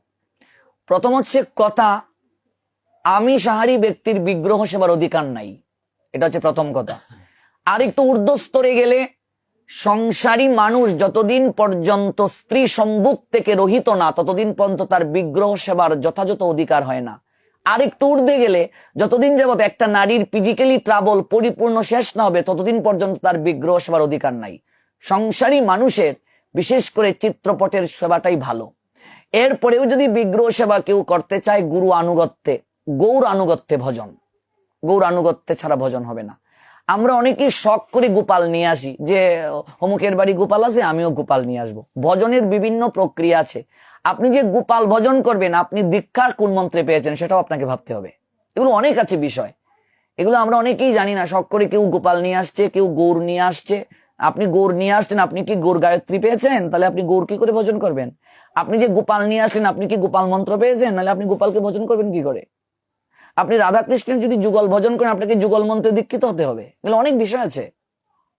তাহলে প্রভু, যে আমরা চিত্রপট, আমার ছোট্ট একটা মন্দির, ধরেন এক হাত বা প্রস্থ আর দৈর্ঘ্য, তো আমি ওইখানে আমার এই যুগের চিত্রপট কি রাখবো? গৌর, আমাদের চিত্রপটের দিকে থাকান, গৌর রাধা গোবিন্দ, আর কিছু না। মহাপ্রভু আরাধনা যে করবে না এই যুগে, তার কিছুই লাভ হবে না। মহাপ্রভু পাশে রাধা গোবিন্দ, আর কিছুই লাগবে না। আর নিচে আপনার গুরুদেব, আর কেউ লাগবে না। মহাপ্রভু, তারপর কি? রাধা গোবিন্দ। মহাপ্রভু এবং রাধা গোবিন্দ, এই দুটো চিত্রপটেরই সেবা করতে হবে। আর সংসারী মানুষেরই বিগ্রহ সেবার অধিকার, তবে সেটা একটা নির্ধারিত প্রক্রিয়ার মাধ্যমে করতে হবে। করা যাবে না তো আছে শাস্ত্রে, কিন্তু করারও তো প্রক্রিয়া আছে, এটা একটা প্রক্রিয়ার মাধ্যমে করতে হবে। তবে বিগ্রহ সেবা তো আসলে একটু কঠিন, একটা নিয়মের মাধ্যমে করতে হয়। বা বিগ্রহ আপনি প্রাণ প্রতিষ্ঠিত করলেন, আপনি কোথাও বেড়াতে যাবেন, এখন কি করবেন? বিগ্রহ করে রেখে যাবেন কি করে? তাহলে চিত্রপটের সেবাটাই ভালো। আর বিগ্রহ যদি সেবা করতে হয়, তাহলে আপনাকে অবশ্যই আহার শুদ্ধ হতে হবে। আহার শুদ্ধ নাই, কিন্তু প্রত্যেক ঘরে ঘরে গোপাল, কিছু লাভ হচ্ছে না। আহার শুদ্ধ না হলে কখনো বিগ্রহ সেবা হয় না। মাছ মাংস খেয়ে বিগ্রহ সেবা হয় না। তিনজন, মহাপ্রভু, নিত্যানন্দ, অদ্বৈত, আর গদাধর শ্রীবাসের হাতে বা বক্ষে তুলসী।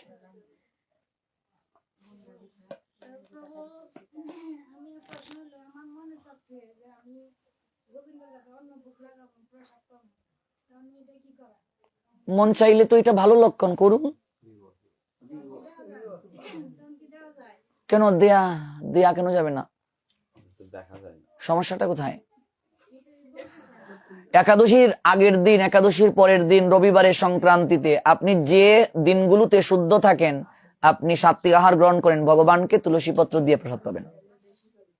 ভগবানকে না নিবেদন করলে খাওয়াটাই তো চৌর্যবৃত্তি। গীতায় ভগবান বলছেন, আমার জিনিস আমাকে না দিয়ে খেলে চুরি করে খায়। এখন যা ভগবানকে নিবেদন করা যায় তাই দিতে হবে, যা নিবেদন করা যায় না তা তো আর দেয়া যাবে না। ঠিক আছে, কারো আর কোনো প্রশ্ন আছে? আপনারা সবাই জানেন তাই প্রশ্ন নেই।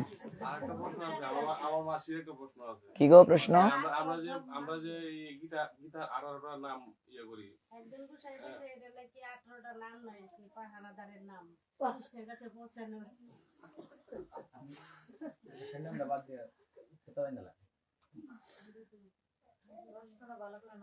এগুলো তো হচ্ছে শ্রীমদ ভগবত গীতারই নাম, মাহাত্মে লেখাও আছে।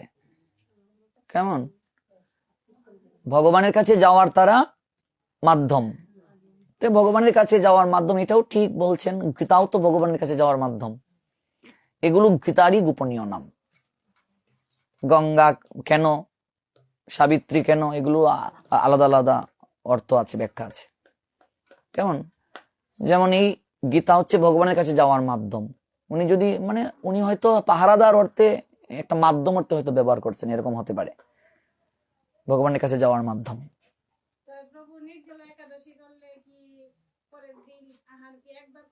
না, আপনি যদি অসমর্থ হন, আপনি 3 বেলাই আহার করতে পারবেন। নির্জলাই করতে হবে, নির্জলা একাদশী করাই উত্তম। উত্তম একাদশী তো 1 বেলা আহার, আমরা তো এত কিছু পারবো না। নির্জলাটা করুন, আর পরের দিন আপনি আহার করুন, আপনার সমর্থ অনুযায়ী করুন। ঠিক আছে, তাহলে বৈষ্ণব বন্দনাটা আবার কীর্তন করছি। এই বৈষ্ণব বন্দনাটা প্রতিদিন কি করতে হবে আমাদের? এই বৈষ্ণব বন্দনা রচনা করেছেন কে? দেবকীনন্দন দাস। তার আগে একটু বলি, গতকাল প্রবচন সবার কেমন লাগলো? আনন্দ হয়েছে সবার? আজকে সবাইকে নৃত্য করতে হবে।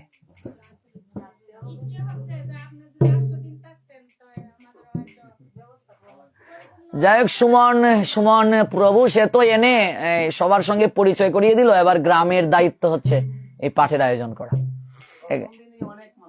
হ্যাঁ, আজকে আরো হবে। এত ঠান্ডার মাঝে সবাই দাঁড়িয়ে ছিল 2.5 ঘন্টা সময়, এটা তো কল্পনার অতীত।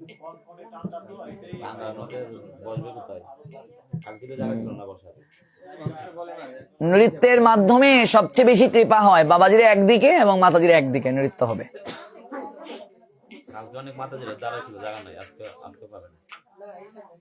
তো চলুন আমরা বৈষ্ণব বন্দনাটা করি। বৃন্দাবন বাসী যত বৈষ্ণবের গান,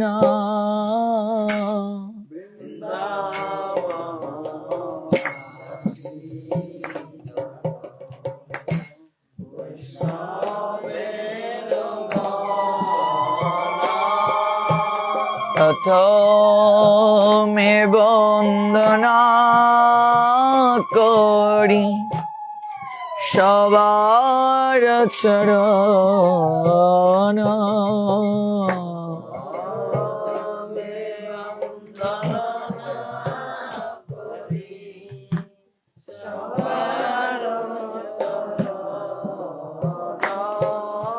মেলা চলো বাসি যত মহাপ্রভুর গণ,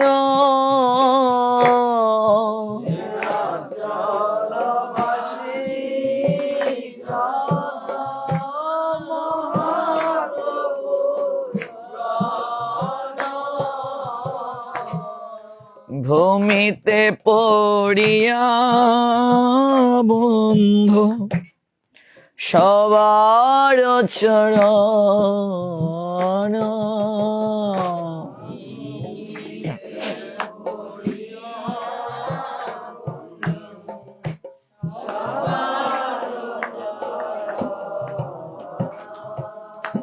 নবদ্বীপ বাসী যত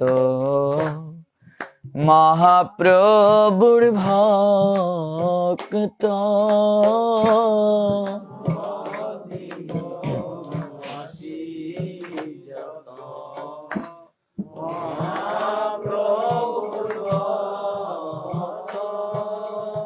সবার চরণ বন্দ হইয়ায় অনুরক্ত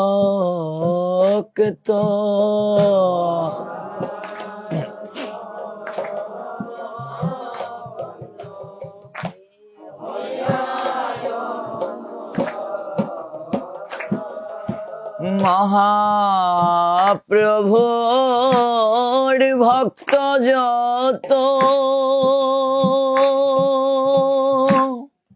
গৌর দেশে স্থিতি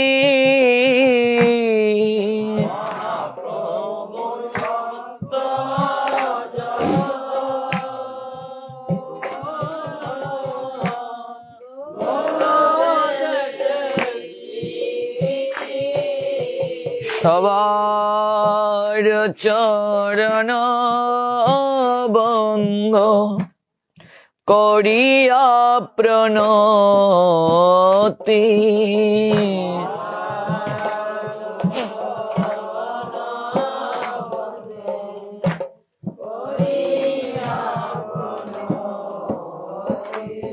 ওগো যে দেশে বইসে গৌরাঙ্গের গণ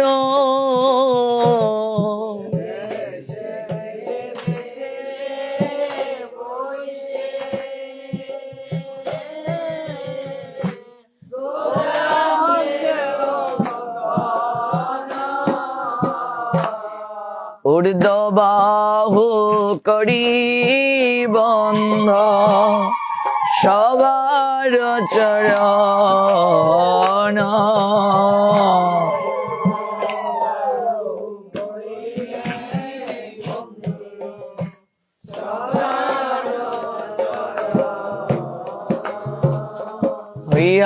হইয়াছেন হইবেন প্রভুর যত দাস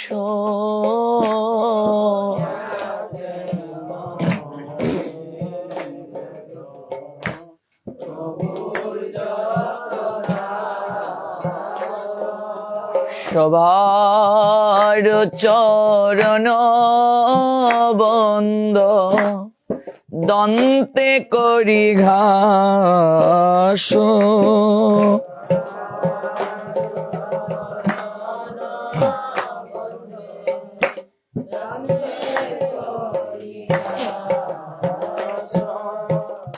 ব্রহ্মাণ্ড তাড়িতে শক্তি ধরে জনে জনে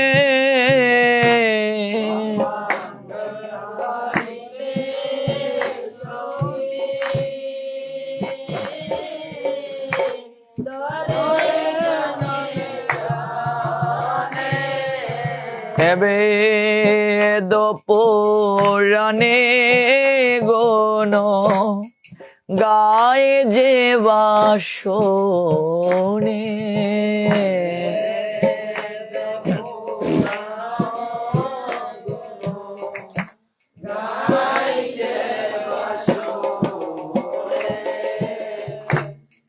মহাপ্রভুর গণ সব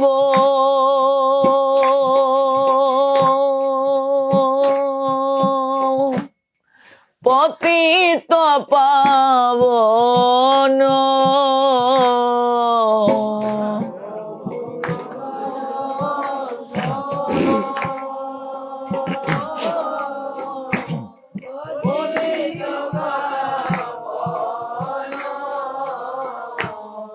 তাই লুভে মুয় পাপি লইলু শরণ।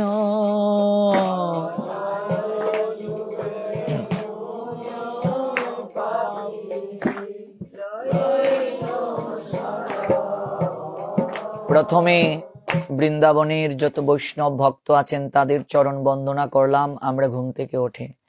তারপর নীলাচলের, তারপর নবদ্বীপের, তারপর এই গৌড়দেশ অর্থাৎ এই বাংলাদেশ, তারপর জগতে যে জায়গায় মহাপ্রভুর যত গণ রয়েছেন সবার চরণ বন্দনা করে আমরা আশীর্বাদ চেয়েছি, ভিক্ষা চেয়েছি।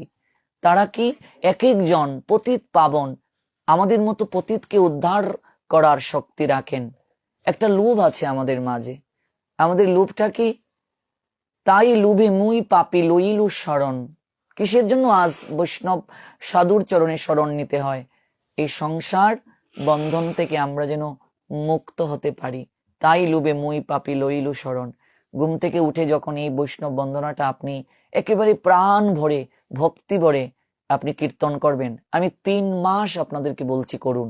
3 মাস পরে দেখবেন আপনি আগের থেকে অনেক ভজনের উপরে চলে গেছেন। আপনার মনে যদি কোনো শঙ্কা থাকে, আপনার মন ছটফট করছে, আপনি কোনো কাজে মন বসাতে পারছেন না, এই বন্দনাটা আপনি প্রত্যহ সকালবেলা নয়নজলে কীর্তন করুন। দেখবেন 3 মাস পর আপনার সকল কিছু ঠিক হয়ে গেছে। স্বয়ং মহাপ্রভুর নির্দেশে দেবকীনন্দন দাস এই বন্দনাটা রচনা করেছেন। আমরা অনেকেই বন্দনাটা গাই, কিন্তু এই বন্দনাটার যে কত মহিমা এটা আমরা উপলব্ধি করতে পারি না। দেখুন কি বলছেন, যে দেশে বৈশে গৌরাঙ্গের গণ, গৌর অনুগত যেখানেই থাকুন না কেন তাদেরও চরণ বন্দনা করছি আমরা। এবং কিভাবে বন্দনাটা করতে হবে? দন্তে করি ঘাস, দন্ত দাঁত, তৃণভুজীরা যেমন দাঁত দিয়ে ঘাস নেয় নিচু হয়ে, তেমনি বন্দনাটাও করতে হবে একেবারেই নিচু হয়ে। আমি পতিত, আমি পামর, জগতে আমার মতো কেউ আর নাই, সবার সবকিছু লাভ হয়ে গেল গো, আমার কিছুই লাভ হলো না। সবার প্রেম লাভ হলো, ভক্তি লাভ হলো, সবার মনুষ্য জীবন সার্থক হলো, কিন্তু আমি আজও পড়ে রইলাম। এই যে ভাব, এই ভাবটা নিয়ে যখন আপনি বন্দনা করবেন, 3 মাস করুন, দেখুন আপনার মাঝে একটা অভিনব পরিবর্তন আসছে। আপনি অনেক উপরে চলে গেছেন, আপনার গৃহে মঙ্গল সাধিত হচ্ছে। এই বন্দনার পরিশেষে বলা আছে, মনেরও বাসনা পূর্ণ চিরাতে হয়, আপনার হৃদয়ের ইচ্ছে পূরণ হবে।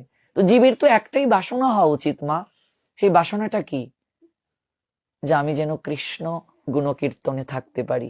জীবের একটাই বাসনা হওয়া উচিত, প্রভু সুস্থ শরীরে গোবিন্দের নামটা নিয়ে যেন জগৎ থেকে যেতে পারি। আজ আপনার শরীরে শক্তি আছে, আপনার বৌমা আপনাকে ভালোবাসছে, আপনার সন্তান আপনাকে ভালোবাসছে, 3টা দিন বিছানায় পড়ে দেখেন সংসার কত কষ্টের, কদিন টানবে বলুন? নিজের উদ্ধারের চিন্তা আমরা নিজে করি না, নিজের উদ্ধারের চিন্তা নিজে আমরা করি না। এই জন্য তার মতো দুর্ভাগ্যের অধিকারী কেউ নয় যার রথ অচল হয়ে গেছে আর কারো বোঝা হয়ে গেছে।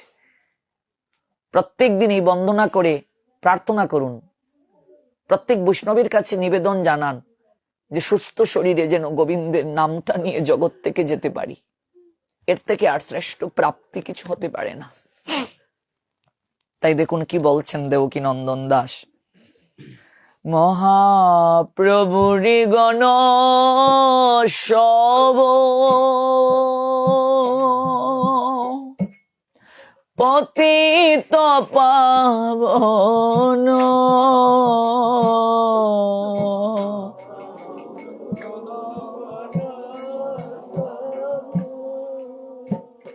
পতিত পাবন,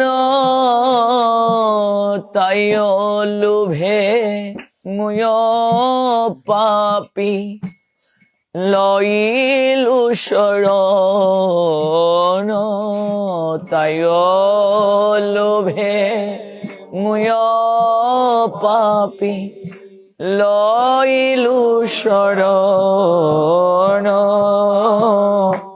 বন্ধনা করিতে মুই কত শক্তি ধরি,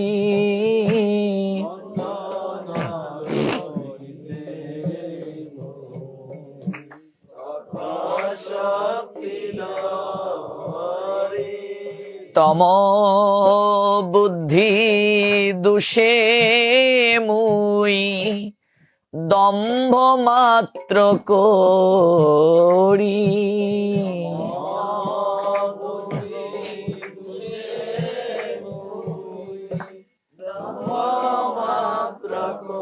দম্ভ মানে অহংকার। অহংকার কখন আসে মা? তম জ্ঞান যার বেশি। আজ থেকে কেউ যদি জিজ্ঞেস করে আপনাকে, আপনার সন্তান কজন গো, আজ থেকে আপনি বলুন, যদি আপনার 3 সন্তান হয় তাহলে আপনি বলুন, সর্বপ্রথম উত্তরটা এমন করে দিন, সন্তান কজন গো? আমার 2 ছেলে 1 মেয়ে। কিন্তু আমরা যদি এমন করে বলি, আমার নয় ভগবানের দান 2 ছেলে 1 মেয়ে, আদৌ কি বলি? আমার নয় ভগবানের দান। ভগবান সবচেয়ে বেশি কষ্ট পান। আমি গতকালকেও পাঠে বলেছি রাতে, কেউ যদি বলে আমার সন্তান, আমার বাড়ি, আমার ব্যবসা, আমার চাকরি, জড়জগতে চলতে গেলে এগুলো বলতেই হয়, কিন্তু মনটা রাখতে হবে, গোবিন্দ কোনো কিছুই আমার নয়, সকল কিছুই তোমার দান।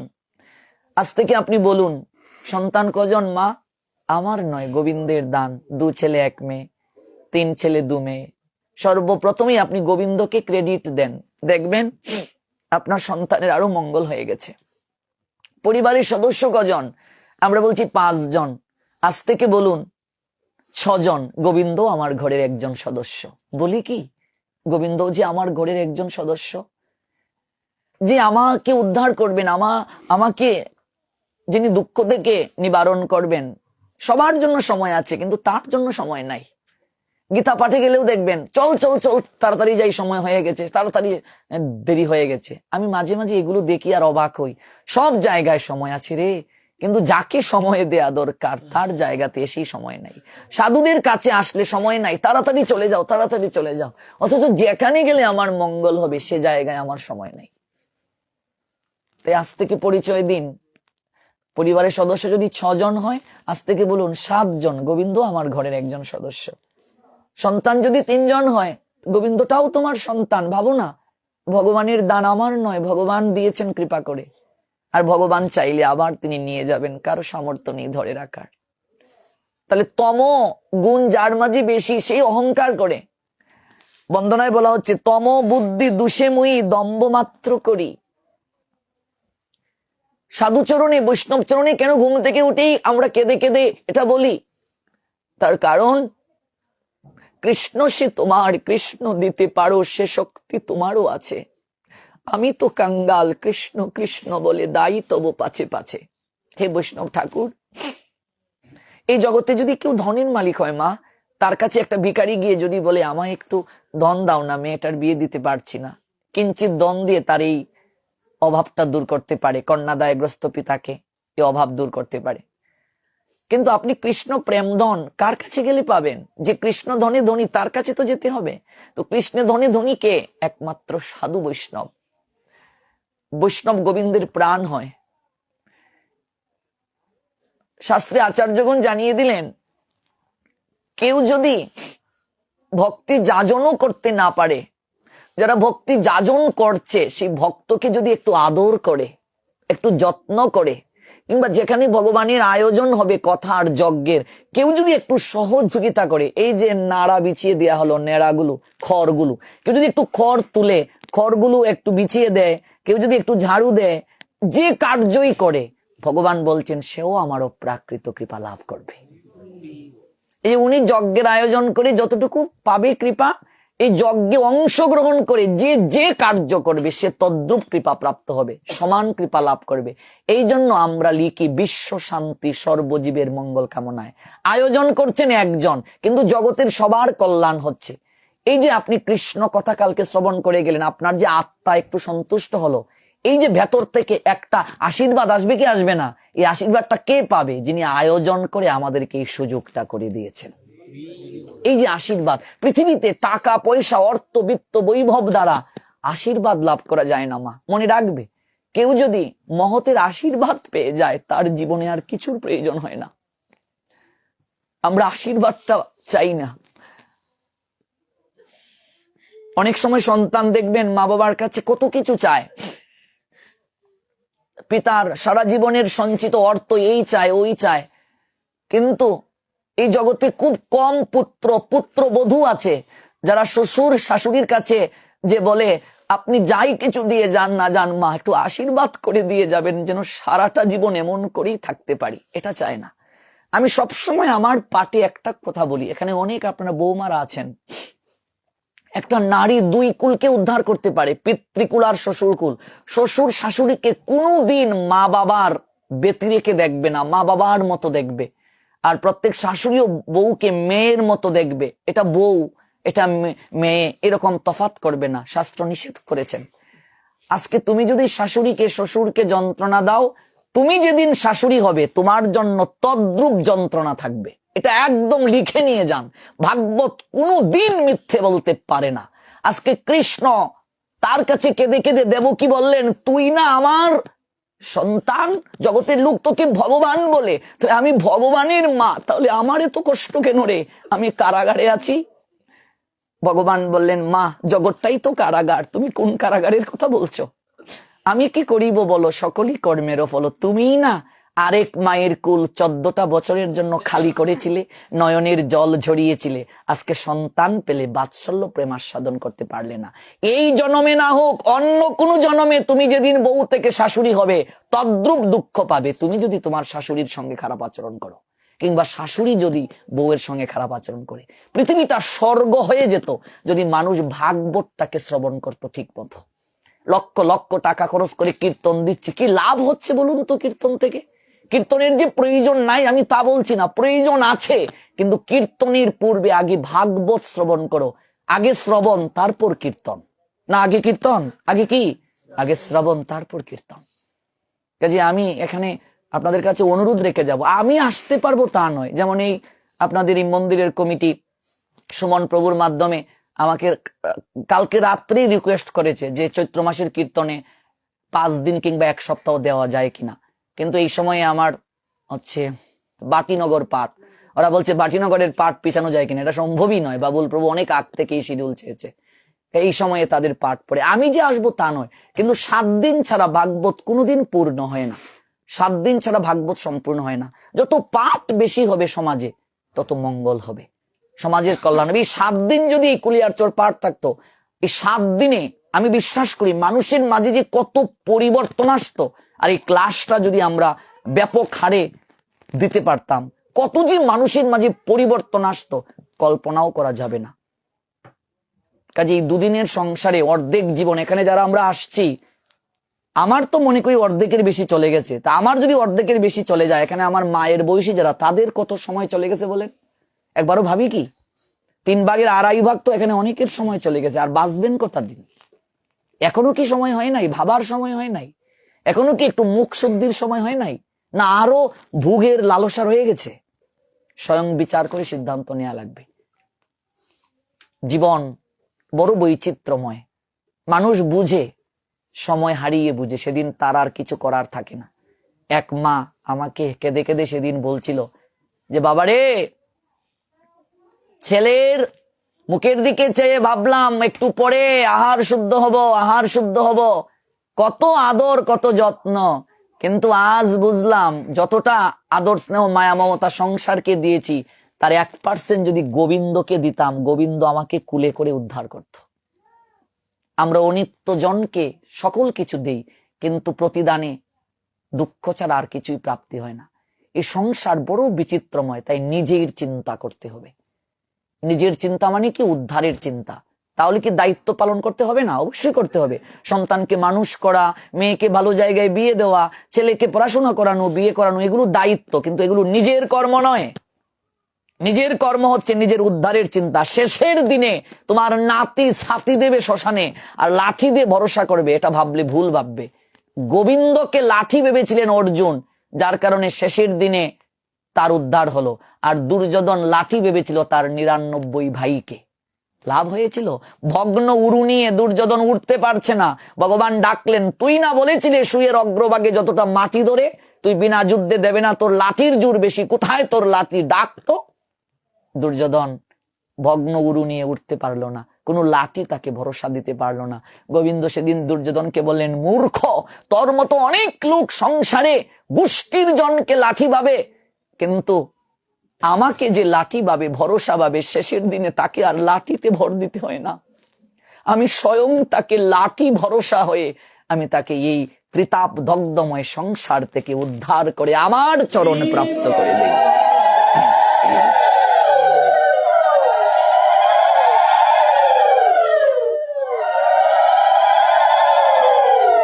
এটাই জীবনের সর্বোত্তম প্রাপ্তি, এর থেকে আর সর্বোত্তম প্রাপ্তি কিছু হতে পারে না।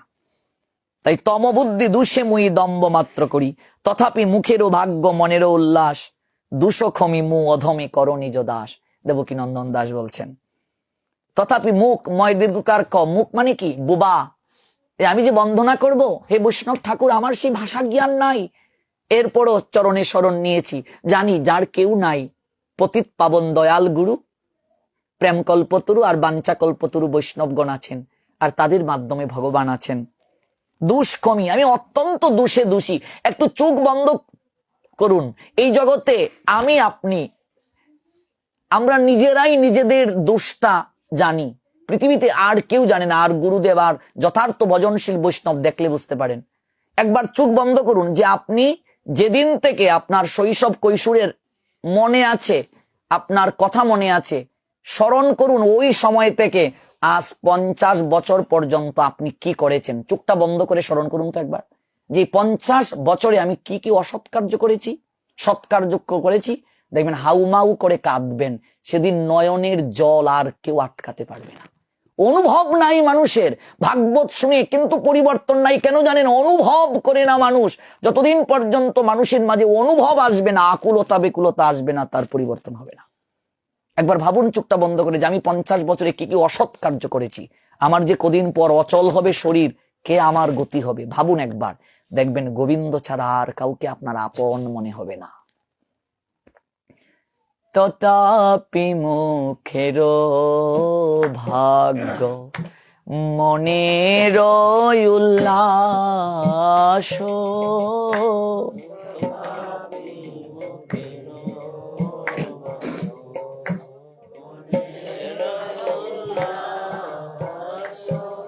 দুষক্ষমি মুয় ধমে কর নিজ দাস,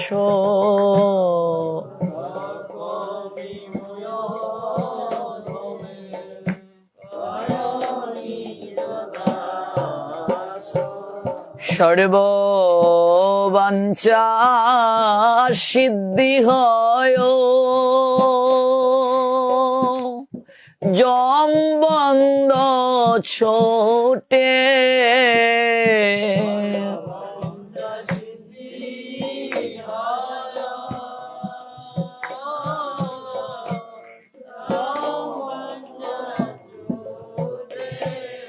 জগতে দুর্লভ হইয়া প্রেম ধন লোটে,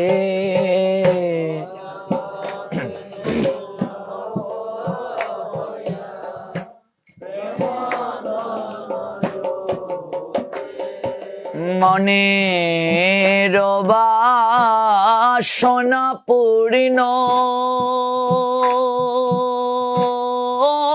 চিরাতে হয়,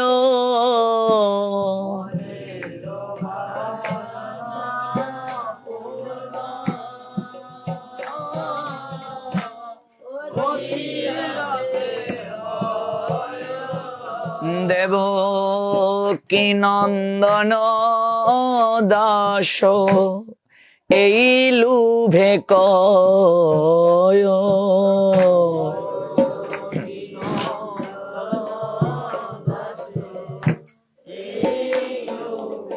এই বৈষ্ণব বন্দনাটি প্রতিদিন করলে আপনার দুটো কৃপা লাভ হবে। এক হচ্ছে কি, মনেরও বাসনা পূর্ণ, আপনার হৃদয়ের বাসনা পূর্ণ হবে, সর্ব ইচ্ছা পূরণ হবে।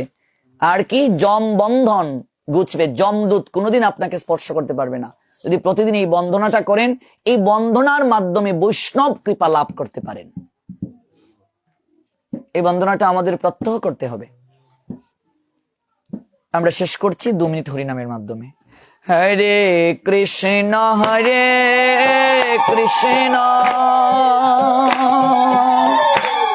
কৃষ্ণ কৃষ্ণ হরে হরে হরে রাম রাম রাম হরে হরে।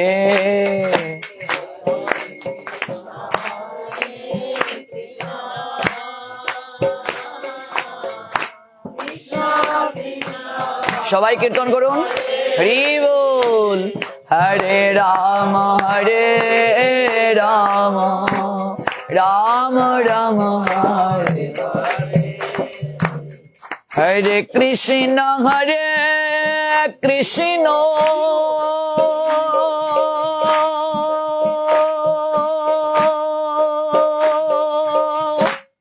কৃষ্ণ কৃষ্ণ হরে হরে হরে রাম হরি বল। Ram Ram Hare Hare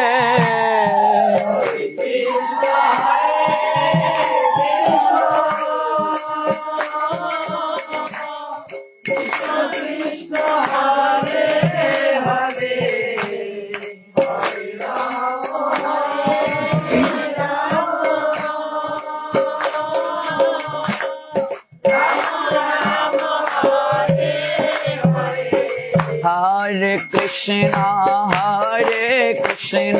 Krishna Krishna Hare Hare Hare Rama Rama Rama Hare Hare Hari Bol Radhe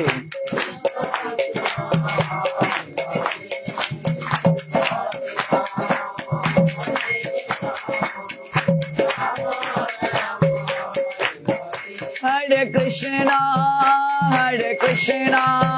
Krishna Krishna Hare Hare Hare Rama Rama Rama Hare Hare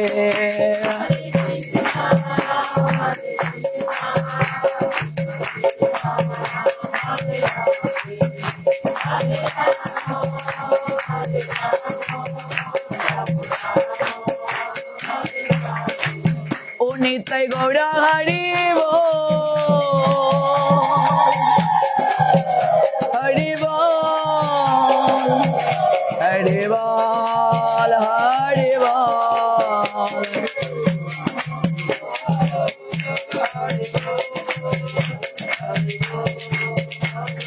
Hari Bol Hari Bol Gaura Hari Bol Hari Bol Gaura Hari Bol O Nitai Gaura Hari Bol Hari Bol Hari Bol Hari Bol